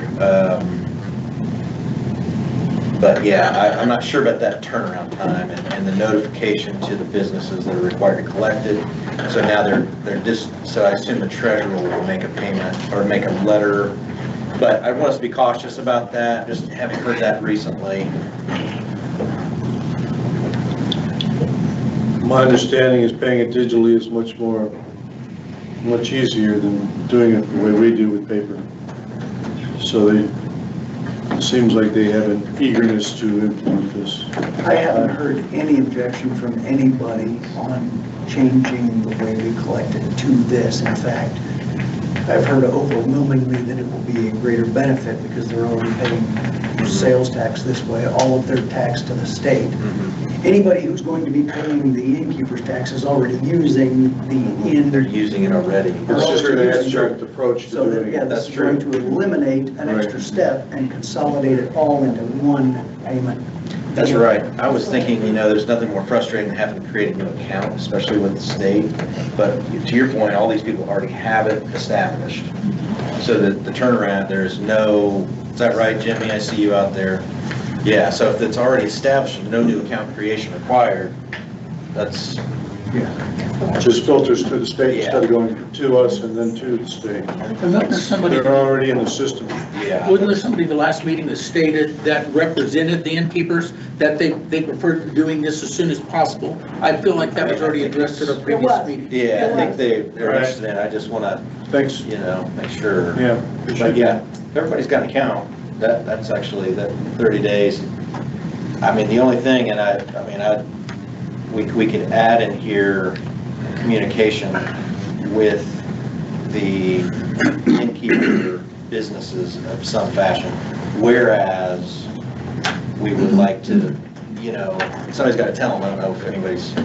Treasurer will send out a letter and tell them, because that's what it's going through now. Question is, if it's unanimous, is it only one read? It's an ordinance, it's always two readings for an Always ordinance. two read?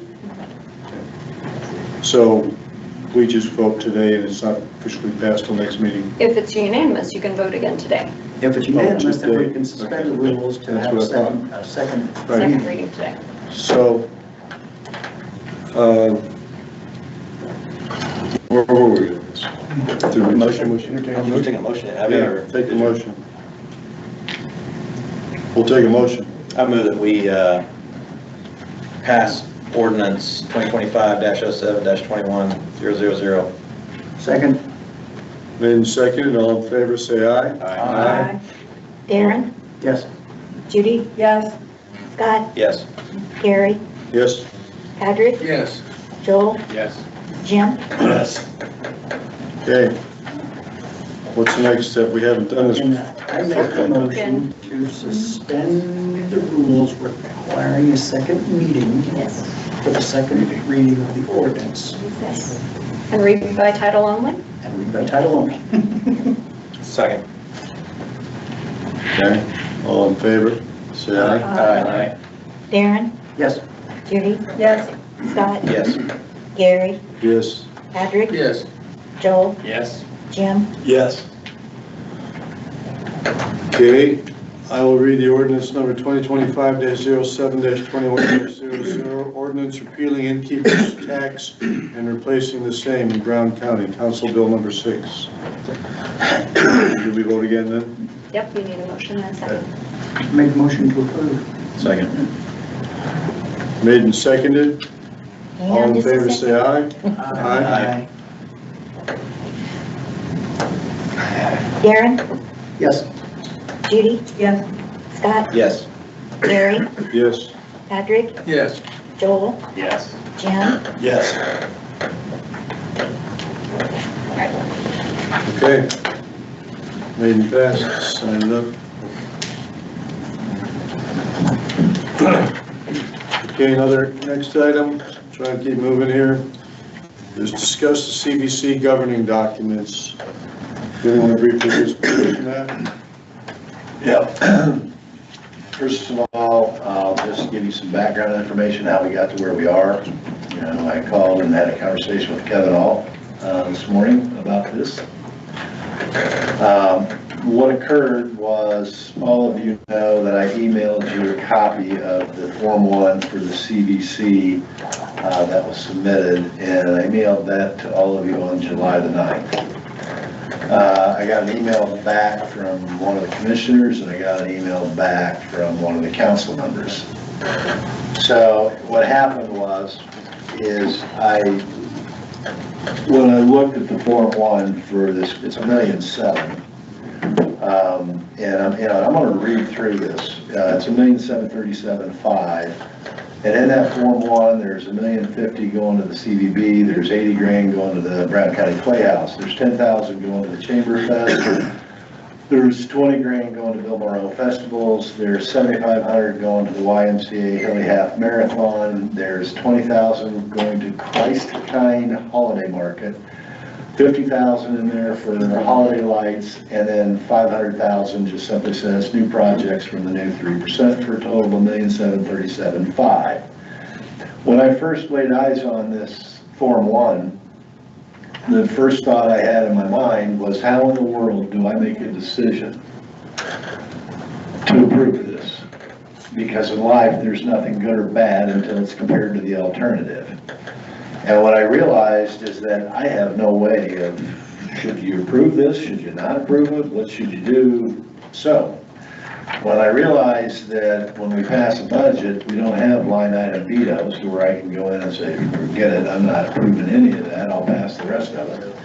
So what I did is I went back to the commissioner and the council member, and this is what I wrote, and I'll just read it.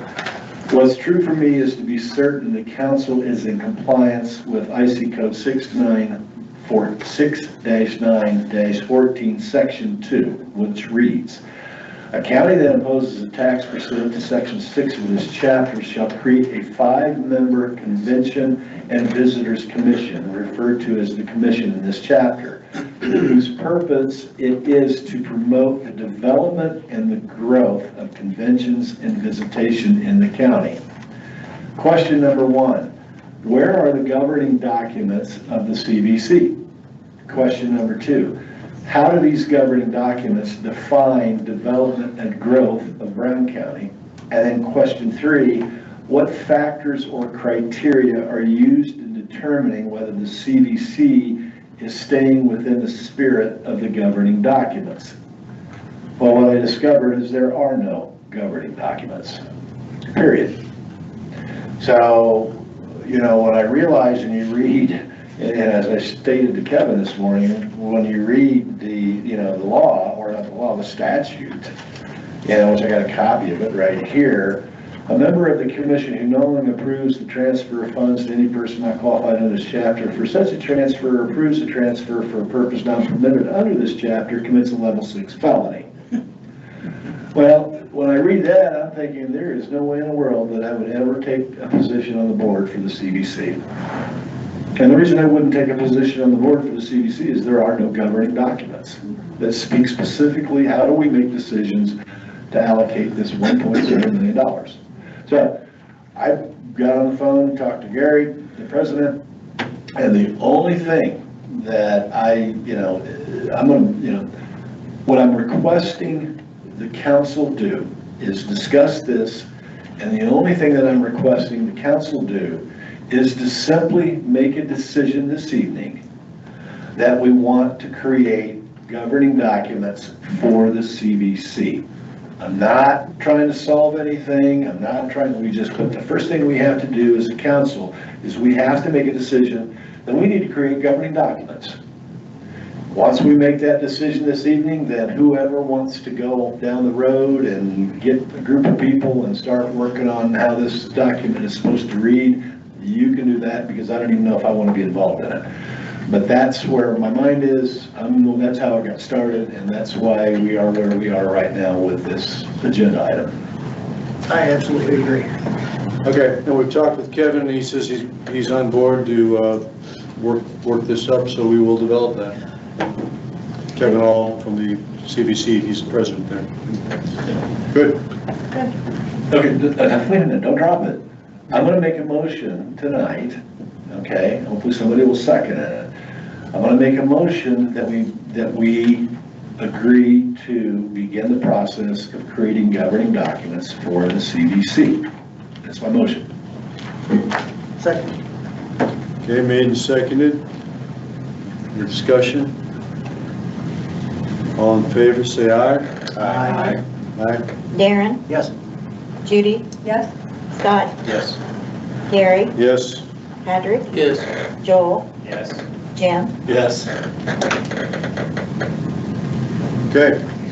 Next item, we just wanted to clarify for the council, basically knows, but for the county, that we do have a finance committee of 3 people and a commissioner and such, and as far as the council goes, our finance portion of it is Darren, myself, and Jim. And the proposal basically is that we have discussed that Jim is the head of the finance committee. His skills are more pertinent to that. So if there's no problem with that, that's what we would like to specify. You mind, Darren? Nope. I don't mind. Any other questions? So does that mean I'm head finance or I'm chair?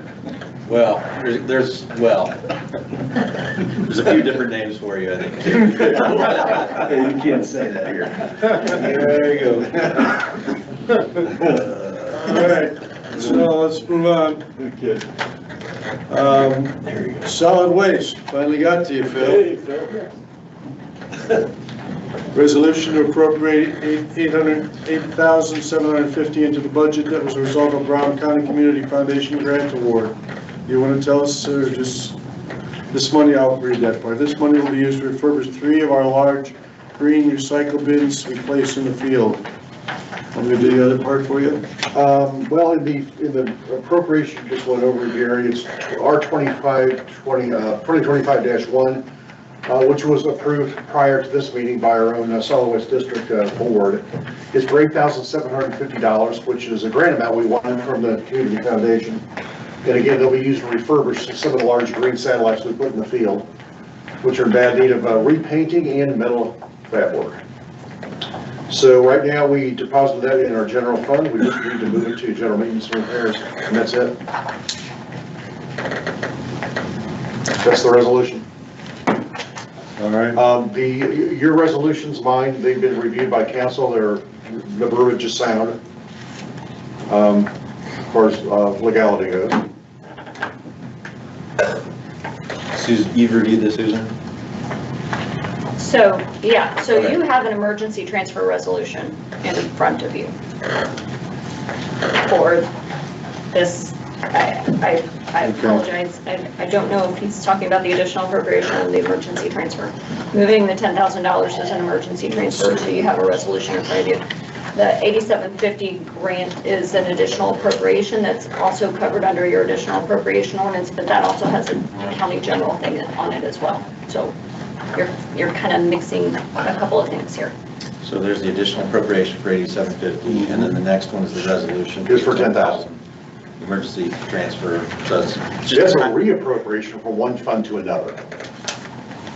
And the purpose of that? Well, we ran into some unexpected expenses. The one fund we're transferring from, the line is pretty healthy. Transferring to a fund that's not so healthy, that we've close to depleting. We've had an unusual amount of heavy equipment repairs. For instance, one of our forklifts needs a new $12,000 transmission. The entire HVAC system in the building is going defunct, and we're helping the county to pay for that. It needs a new $30,000 furnace and air conditioning. So these funds are for those projects. So Susan, you want to start with that emergency appropriation first, or motion? How do we get that one moving? The 10,000 emergency transfer? Bill, is this the solid waste budget? Yeah. There. I guess I'm confused why it's coming in front of county council. Do you no longer have a board? Well, as I understand, the council has to approve it as well, Really? the resolutions. Our board's already done it. Right. So. Transfers in and out of the solid waste general fund, is that what we're doing here, right? Yes. And that's what requires. Well, from what we call RC supplies to general maintenance and repairs, that's the 10,000. That's a all of this money is reappropriation. moving within the solid waste. Right, but I mean, It's a different taxing entity. It is. Yeah. So I'm just confused why county council's. We still have oversight. Yeah, it always trips me up too. It's a weird thing. And I usually get tripped up with the two general funds, but you're talking about. Right, it's not the first time we've done it. Susan, It's I mean, because- can you? Because the council has a binding review of the solid waste Budget. So I mean, because we review it, we also have to approve any changes to that. Makes sense.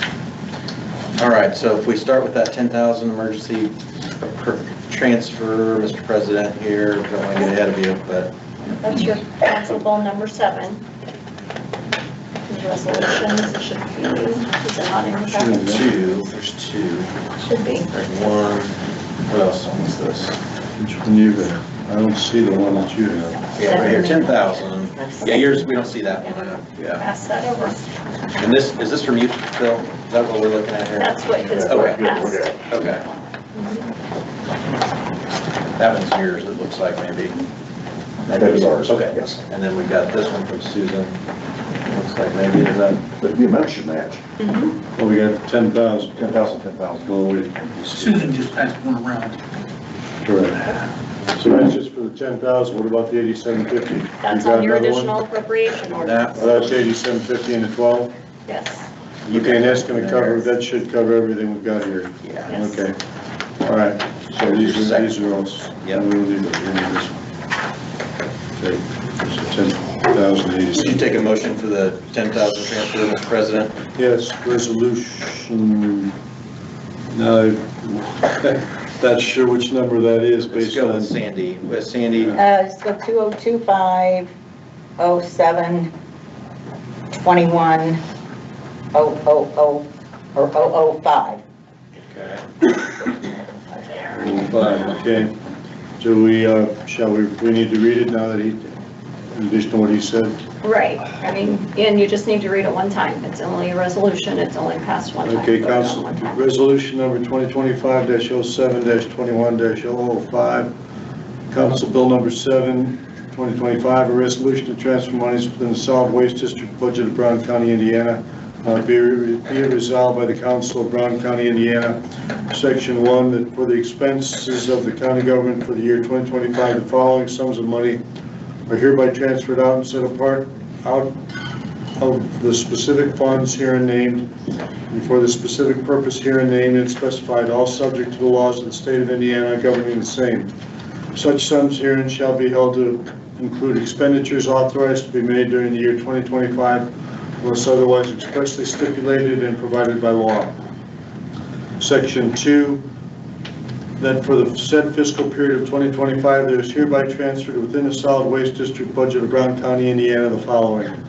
From 8210-101-001-2201, RC supplies, $10,000. To 8210-101-001-3601, general repairs and maintenance, $10,000. Section 3, this transfer of funds is made in order to pay the necessary expenses for fiscal year 2025. Section 4, this resolution shall be effective in full force from and after its passage, all is by law provided. That is the resolution. can we take a motion now on that? Make a motion that we pass that resolution as read. Take a second. I'll second. Okay, made and seconded, all in favor? Say aye. Aye. Darren? Aye. Yes. Judy? Yes. Scott? Yes. Gary? Yes. Patrick? Yes. Joel? Yes. Jim? Yes.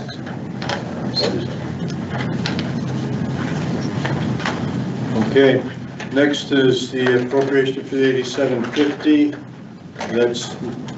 Would that be appropriation 2025 07-21-002, is that right, Sandy? It's or do you want to go 06? No, go 02. Go 02. 02. Yeah. Okay. Additional appropriation ordinance 2025-07-21-002, whereas it has been determined that it's not necessary to appropriate more money than was appropriated in the annual budget. Now therefore, section 1 be it resolved by the County Council of Brown County, Indiana, that for the expenses of the taxing unit, the following additional sums of money are hereby appropriated out of the funds named and for the purposes specified, subject to the laws governing the same. Special Solid Waste Management Fund 8210,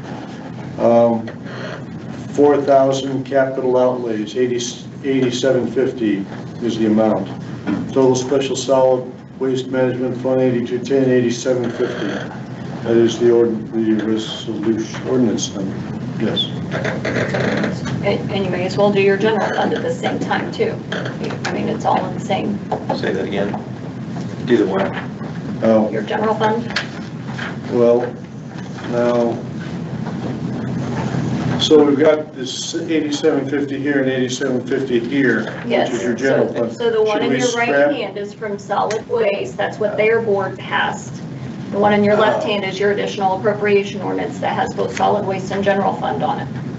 It's yours. Okay. This All one is right. yours. So we'll write that over on this one. So we got to order this one. It's got one, oh. I think I confused. All right, so we have to pass this one, solid waste. I'll take a motion to do. Do you want to take your general fund too? It's all on one ordinance. So it's the same ordinance number? Yes, This one? or yes, that one, yes, that's your ordinance. What number do I have on that one, Gary? 12,000 or also. You had 003, would go change it to 002. No, we want to keep that 003. Is that right? You can't do, don't do the same names? Huh? Solid waste is 002. Their board approved 002. There's a different different number. Different ordinance for you all, the for solid waste 003. All right. Those two All right. papers right there are solid waste Yeah, board that's what I thought, yeah. resolutions. They're completely different than ours. Yeah. So- Yeah. I guess what's the 12,000 on this additional General fund for other services and charges? That's the 12,000 for, who is that for? And I assume we've advertised these additional Yes. appropriations, okay? Julie advertised those. Yeah, okay, you got that as 003. All right, so we've got both of those, but we're voting separately on each one of those, correctly? Correct? No, you're voting for one ordinance. You're 003.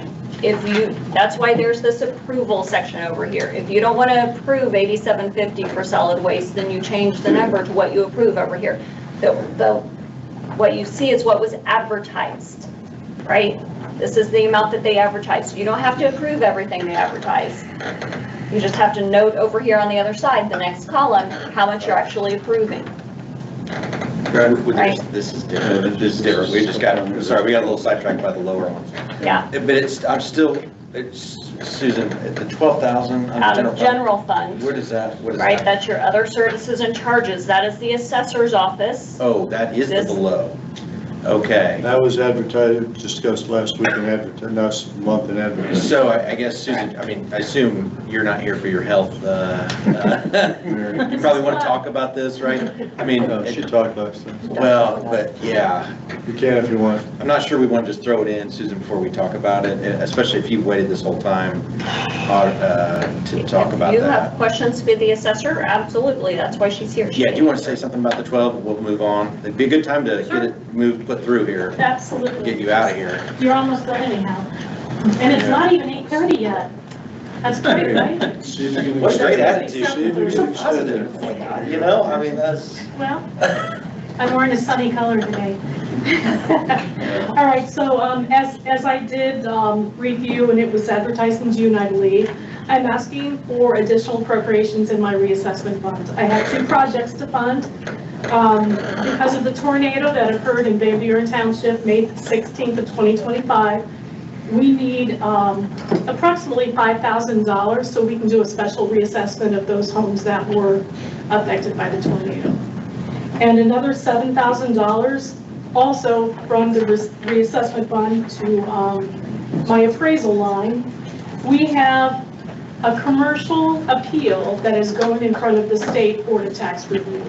And nobody can win without an appraisal. So I'm really asking that you approve $7,000 for an appraisal plus the testimony at the hearing. Questions? Discussion? Thank you. Thank you. Thank you. All right, so back to where we're at. We had approved solid waste. Now we're doing this dual here. We're in our general.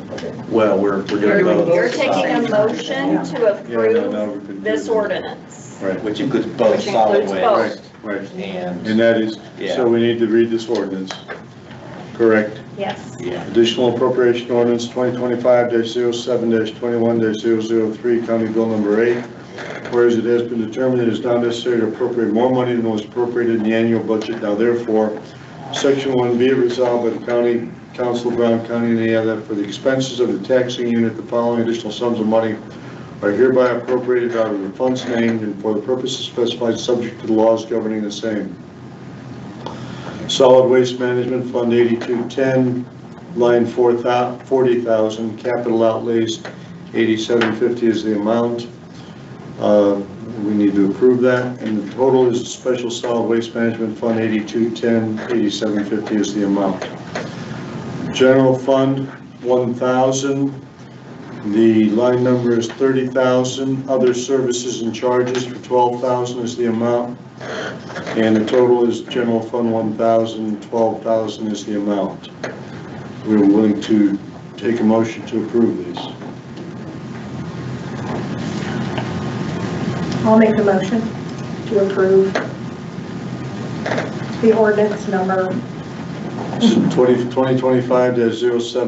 2025-07-21-003. as read. Second, anyone? Second. Second. Made, well, all in favor, say aye. Aye. Aye. abstain. Darren, Yes. Judy, Yes. Scott, Abstain. Gary, Yes. Patrick, Yes. Joel, Yes. Jim. Yes.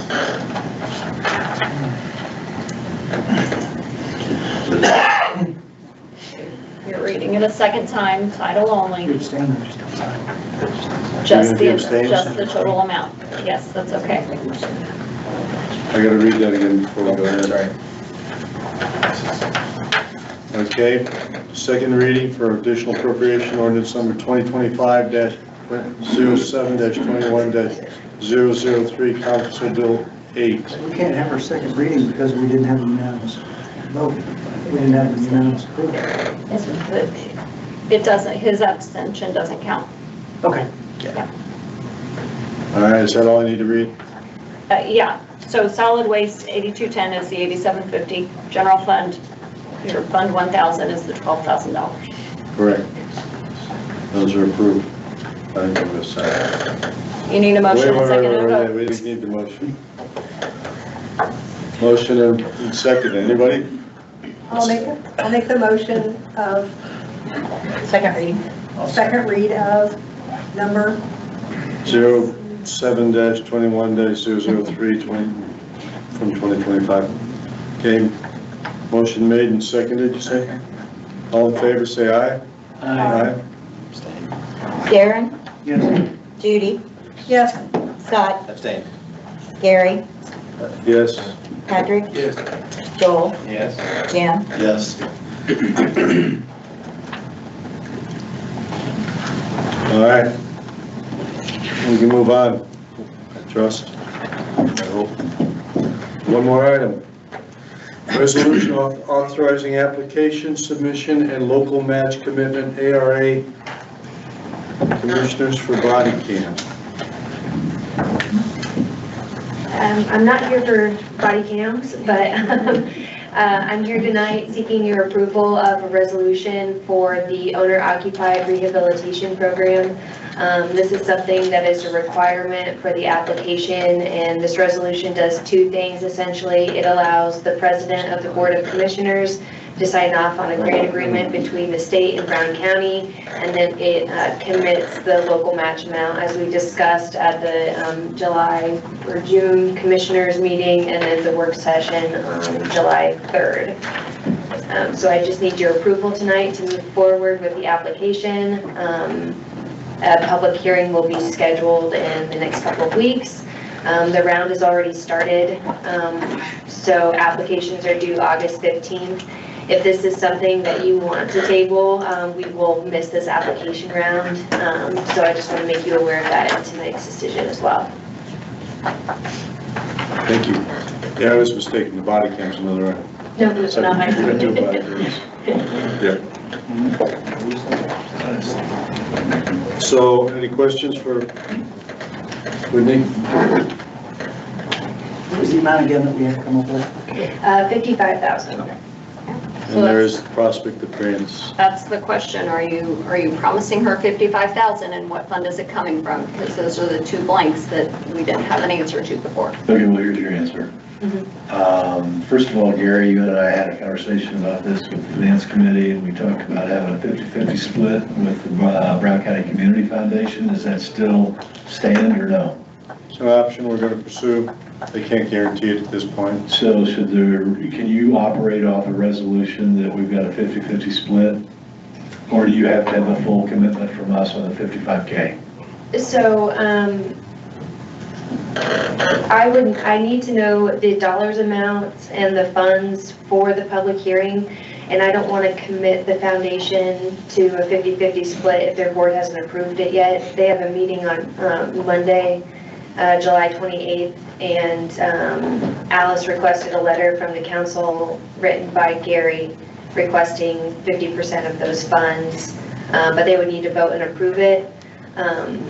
So I can't run an advertisement saying that the community foundation will give half if they haven't voted on it yet. So that's the issue. Okay, but you didn't answer my question. Do you need a full commitment from the council for 55K? Is that what you're after? Yes. Okay. Yes, thank you. Fund 1191 is the riverboat. There's 297, 365 setting there. Now, council members, keep in mind that the 2025 projected revenue for that fund is only 88,873. So this is not a fund to where we've got a lot of revenue coming in every year, but that money is available, and I checked with Reedy Financial, and we certainly can use that for this grant. So are you putting the full 55,000 from Riverboat? And that's up to the board. Discussion? There's two things, it sounds like. Gary, you need to write, being asked to write a letter, apparently. And ask for the community foundation for matching funds or grant. So maybe we start there. Is that something the council, I don't know. We've had discussions. So would you like a motion to encourage you to write that letter from the council? Is that what we need? Is that a separate entity? Do we And need then, that? in addition to that, a motion to approve half the amount. Approve half the amount? Yeah. She can't go with half the amount. Well, you have to have it before Monday? So I would need to have a resolution from you guys tonight committing the full 55 because your next meeting is after the application deadline. But if it's 25 and Monday, the foundation authorizes the other half. Yeah, and the But still timing of getting it to the Okay. Democrat for a 10-day notice. Okay, my motion will be an up to 55 if the foundation is not interested in partnering with us and covering half. So we'll word that second one. But, Yeah, that's kind of, all she needs from us is a commitment of the 55,000. So we can leave the community foundation out of the motion because there's already been discussion between council and community foundation for reimbursement. So we're pledging the 55,000. Additionally, we're hoping that their board approves reimbursing us for half of that. So, I mean, that's. Yeah, and I think it's just, Whitney, if, She needs to have a clean. no, I get that. I'm just thinking of the cleanup work after. Because I want to not commit the entire 55 if we only need 27, whatever, right? So if the foundation comes with a 27 check, they could write to the county, they could write it to the project. They're probably fairly flexible. I mean, later, that would be acceptable, right? I mean, to use our match, I mean. Yeah, so we would need to work with the auditor anyways to set up a separate fund so that when you receive direct deposits anyways, you will have those funds deposited into a specific account. So cleanup work is pretty minimal on the back end. We'll just need to work with the auditor's office to make sure that the county is spending as well. Great. It's very similar to a legal question that I had. If we spend out of riverboat, can we just replenish the riverboat? Or is that a one-way only fund? Or put it in rainy day. Don't believe that's a one-way only. I don't know the answer off the top of my head. It would, if you drop that money back down in there, it's not appropriated again right away. Understand that. So if the community foundation reimburses you for half of the amount that you're putting towards this grant, I think you can drop it back into riverboat. I would want to make sure of that, but it doesn't get reappropriated again just by dropping it down in there. Right, yeah, the riverboat fund is an unappropriated fund, and so if we drop it back in to spend it, we'd have to reappropriate. I just want to make sure that we can put it back in riverboat. I think so, as long as we can show that that's where the money came from to begin with. But I'll check for sure. And if not, we can go to another fund, maybe that's even more flexible. And, yeah. But, and so if you would take a motion, Mr. President. Ready? I'll take a motion. I move that we approve resolution 2025-0721-001, authorizing with one small change up to $55,000 in the form of Brown County's Riverboat Fund. Those two changes, up to, on number 2, up to 55,000, and then add Riverboat Fund. That's the motion. Is that? Yes, perfect. Thank you. So you second? Second. All in favor, say aye. Aye. Darren? Yes. Judy? Yeah. Scott? Yes. Gary? Yes. Patrick? Yes. Joel? Yes. Jim? Yes. Thank Should we you. read it first? That would be lovely. Can we skip it now that we voted? I think it's good to read it out loud. All right. Put it on the record. All right. Brown County Government Resolution authorizing application submission and local match commitment resolution 2025-07-21-001. Resolution of the Brown County Council, Indiana, authorizing the submission of an application to the Indiana Office of Community and Rural Affairs, there's an A missing, for funding through the owner-occupied rehabilitation program and addressing related matters. Whereas the Brown County Council, Indiana, recognizes the need to stimulate growth and maintain a sound economy within its corporate limits, and whereas the Housing and Community Development Act of 1974, as amended, authorizes the Indiana Office of Community and Rural Affairs to provide grants to local units of government to meet the housing and community development needs of low and moderate income persons. And whereas Brown County, Indiana has conducted or will conduct public hearings prior to the submission of an application to the Indiana Office of Community and Rural Affairs, set public hearings to assess the housing, public facilities, and economic needs of its low and moderate income residents. Now therefore be it resolved by the Brown County Council of Brown County, Indiana, that 1, the President of the Brown County Commissioners is authorized to prepare and apply for grant funding for the owner-occupied rehabilitation program and to execute and administer a resultant grant, including requisite general administration and project management contracts and agreements pursuant to regulations of the Indiana Office of Community and Rural Affairs and the United States Department of Housing and Urban Development.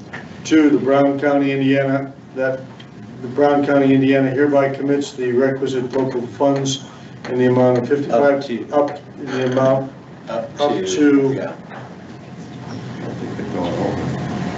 up to $55,000 in the form of cash from the Brown County's Riverboat Fund for said program. Such commitment to be contingent upon receipt of owner-occupied rehabilitation program funding from the Indiana Office of Community and Rural Affairs, adopted by the Brown County Council, Indiana, this day of.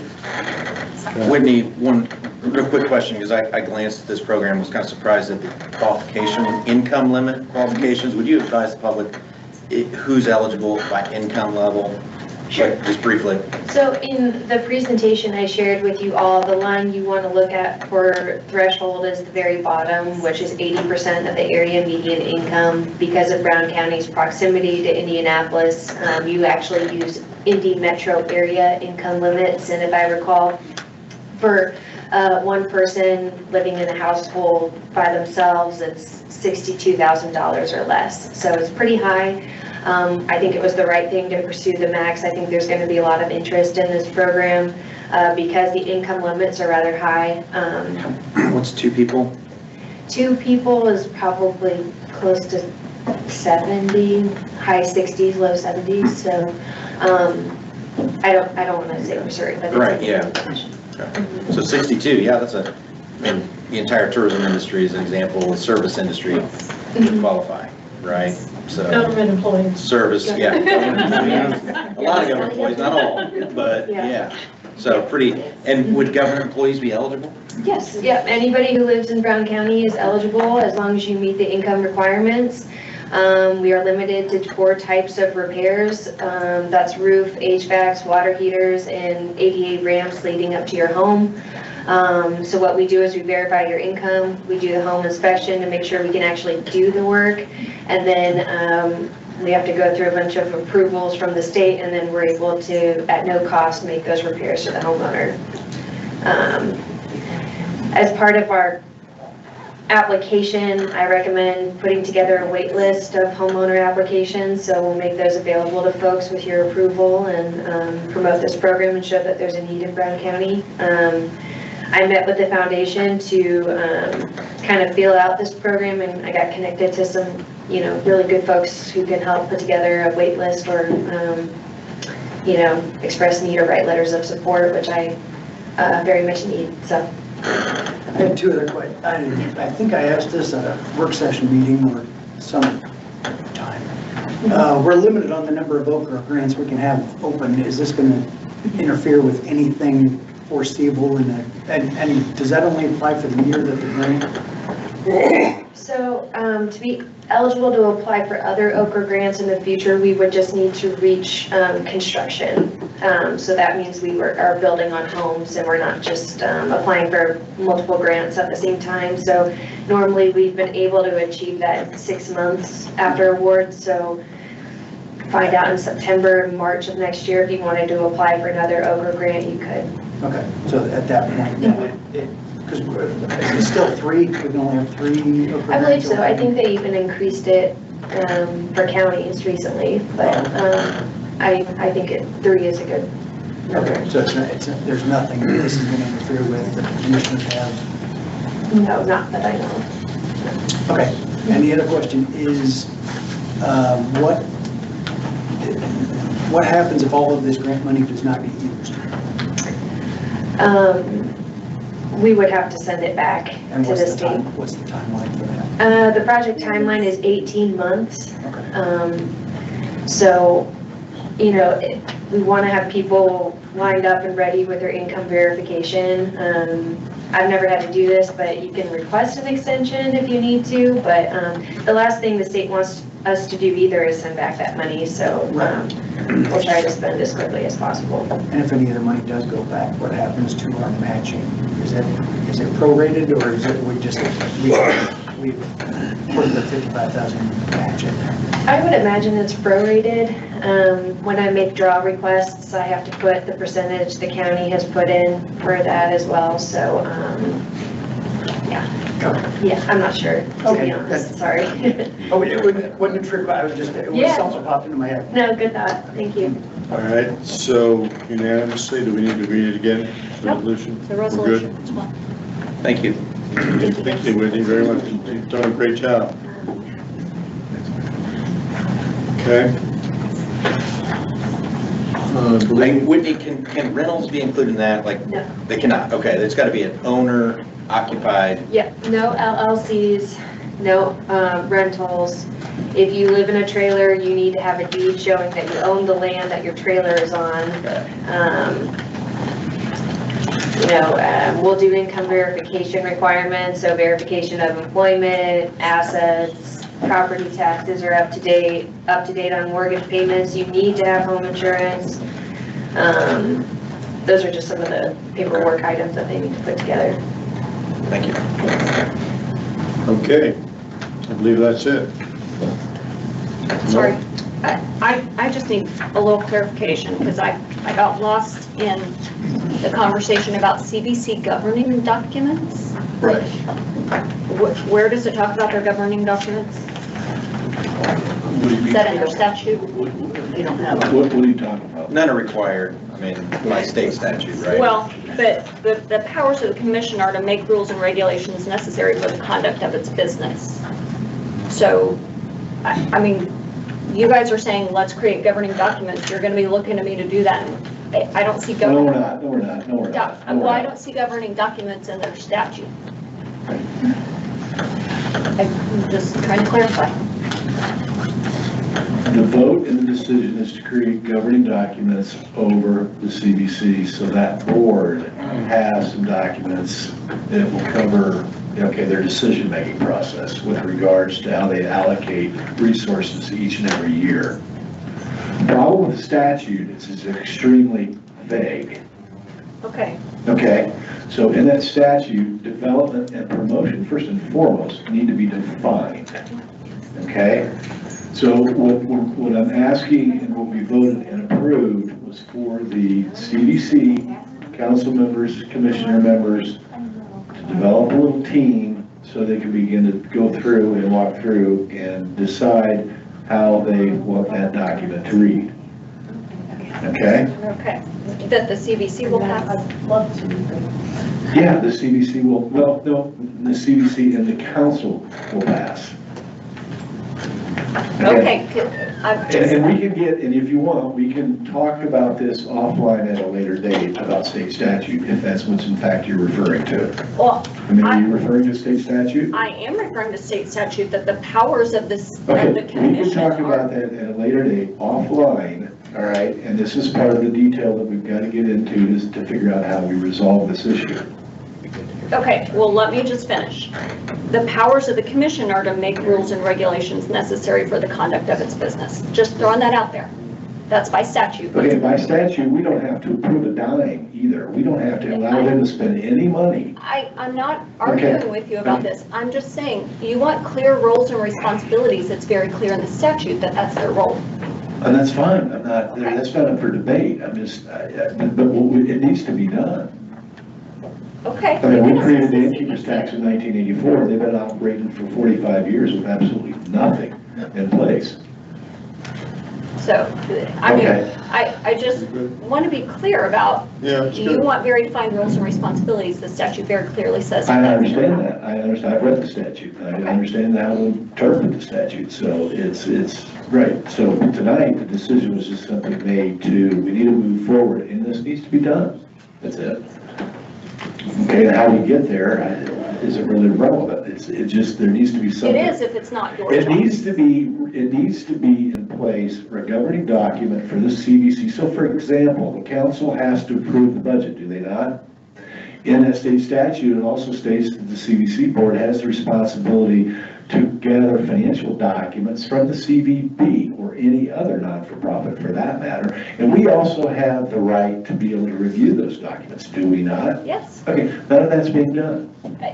None of I us get understand done. that. So let's get it in writing so there's no miscommunication and everybody understands, you know, who's doing what and how we're gonna do it going forward, so that we don't create any problems for ourselves. Not disagreeing with Okay. that. So you're saying it's not our job though to do that? Correct. Okay. So it's the CVC, so do we need to amend our motion to, you know? Our motion was nothing more than to create a document. That's I didn't all catch you your want. motion, but So yeah.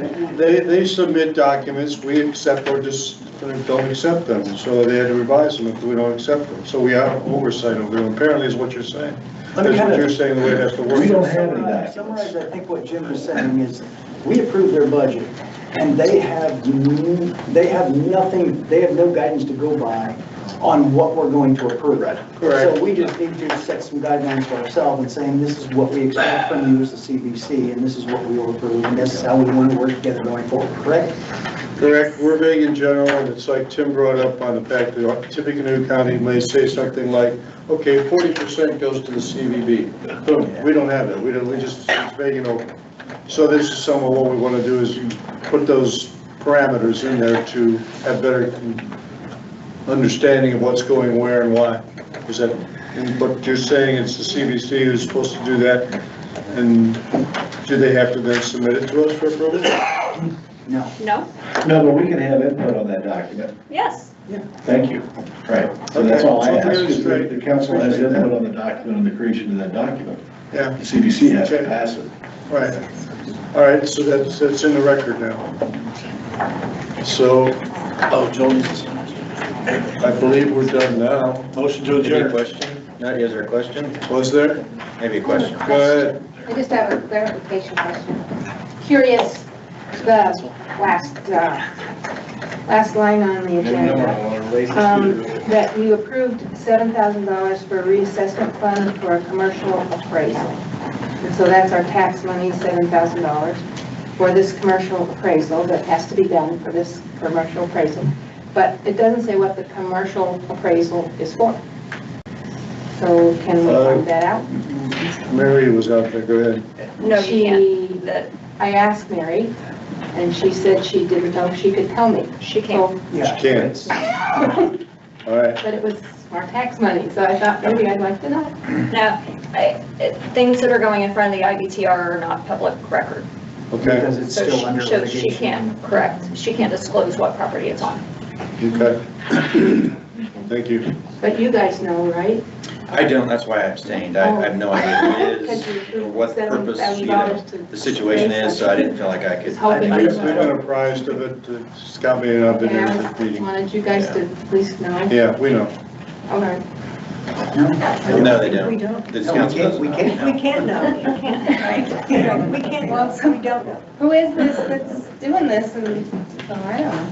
Seems like an open question. Fair question. And all. Fair question. We all appreciate your inquiry. We don't know. It's good. Just take a motion? Or adjournment, for sure. Yes, I move we adjourn. Okay. Thank you. There she is.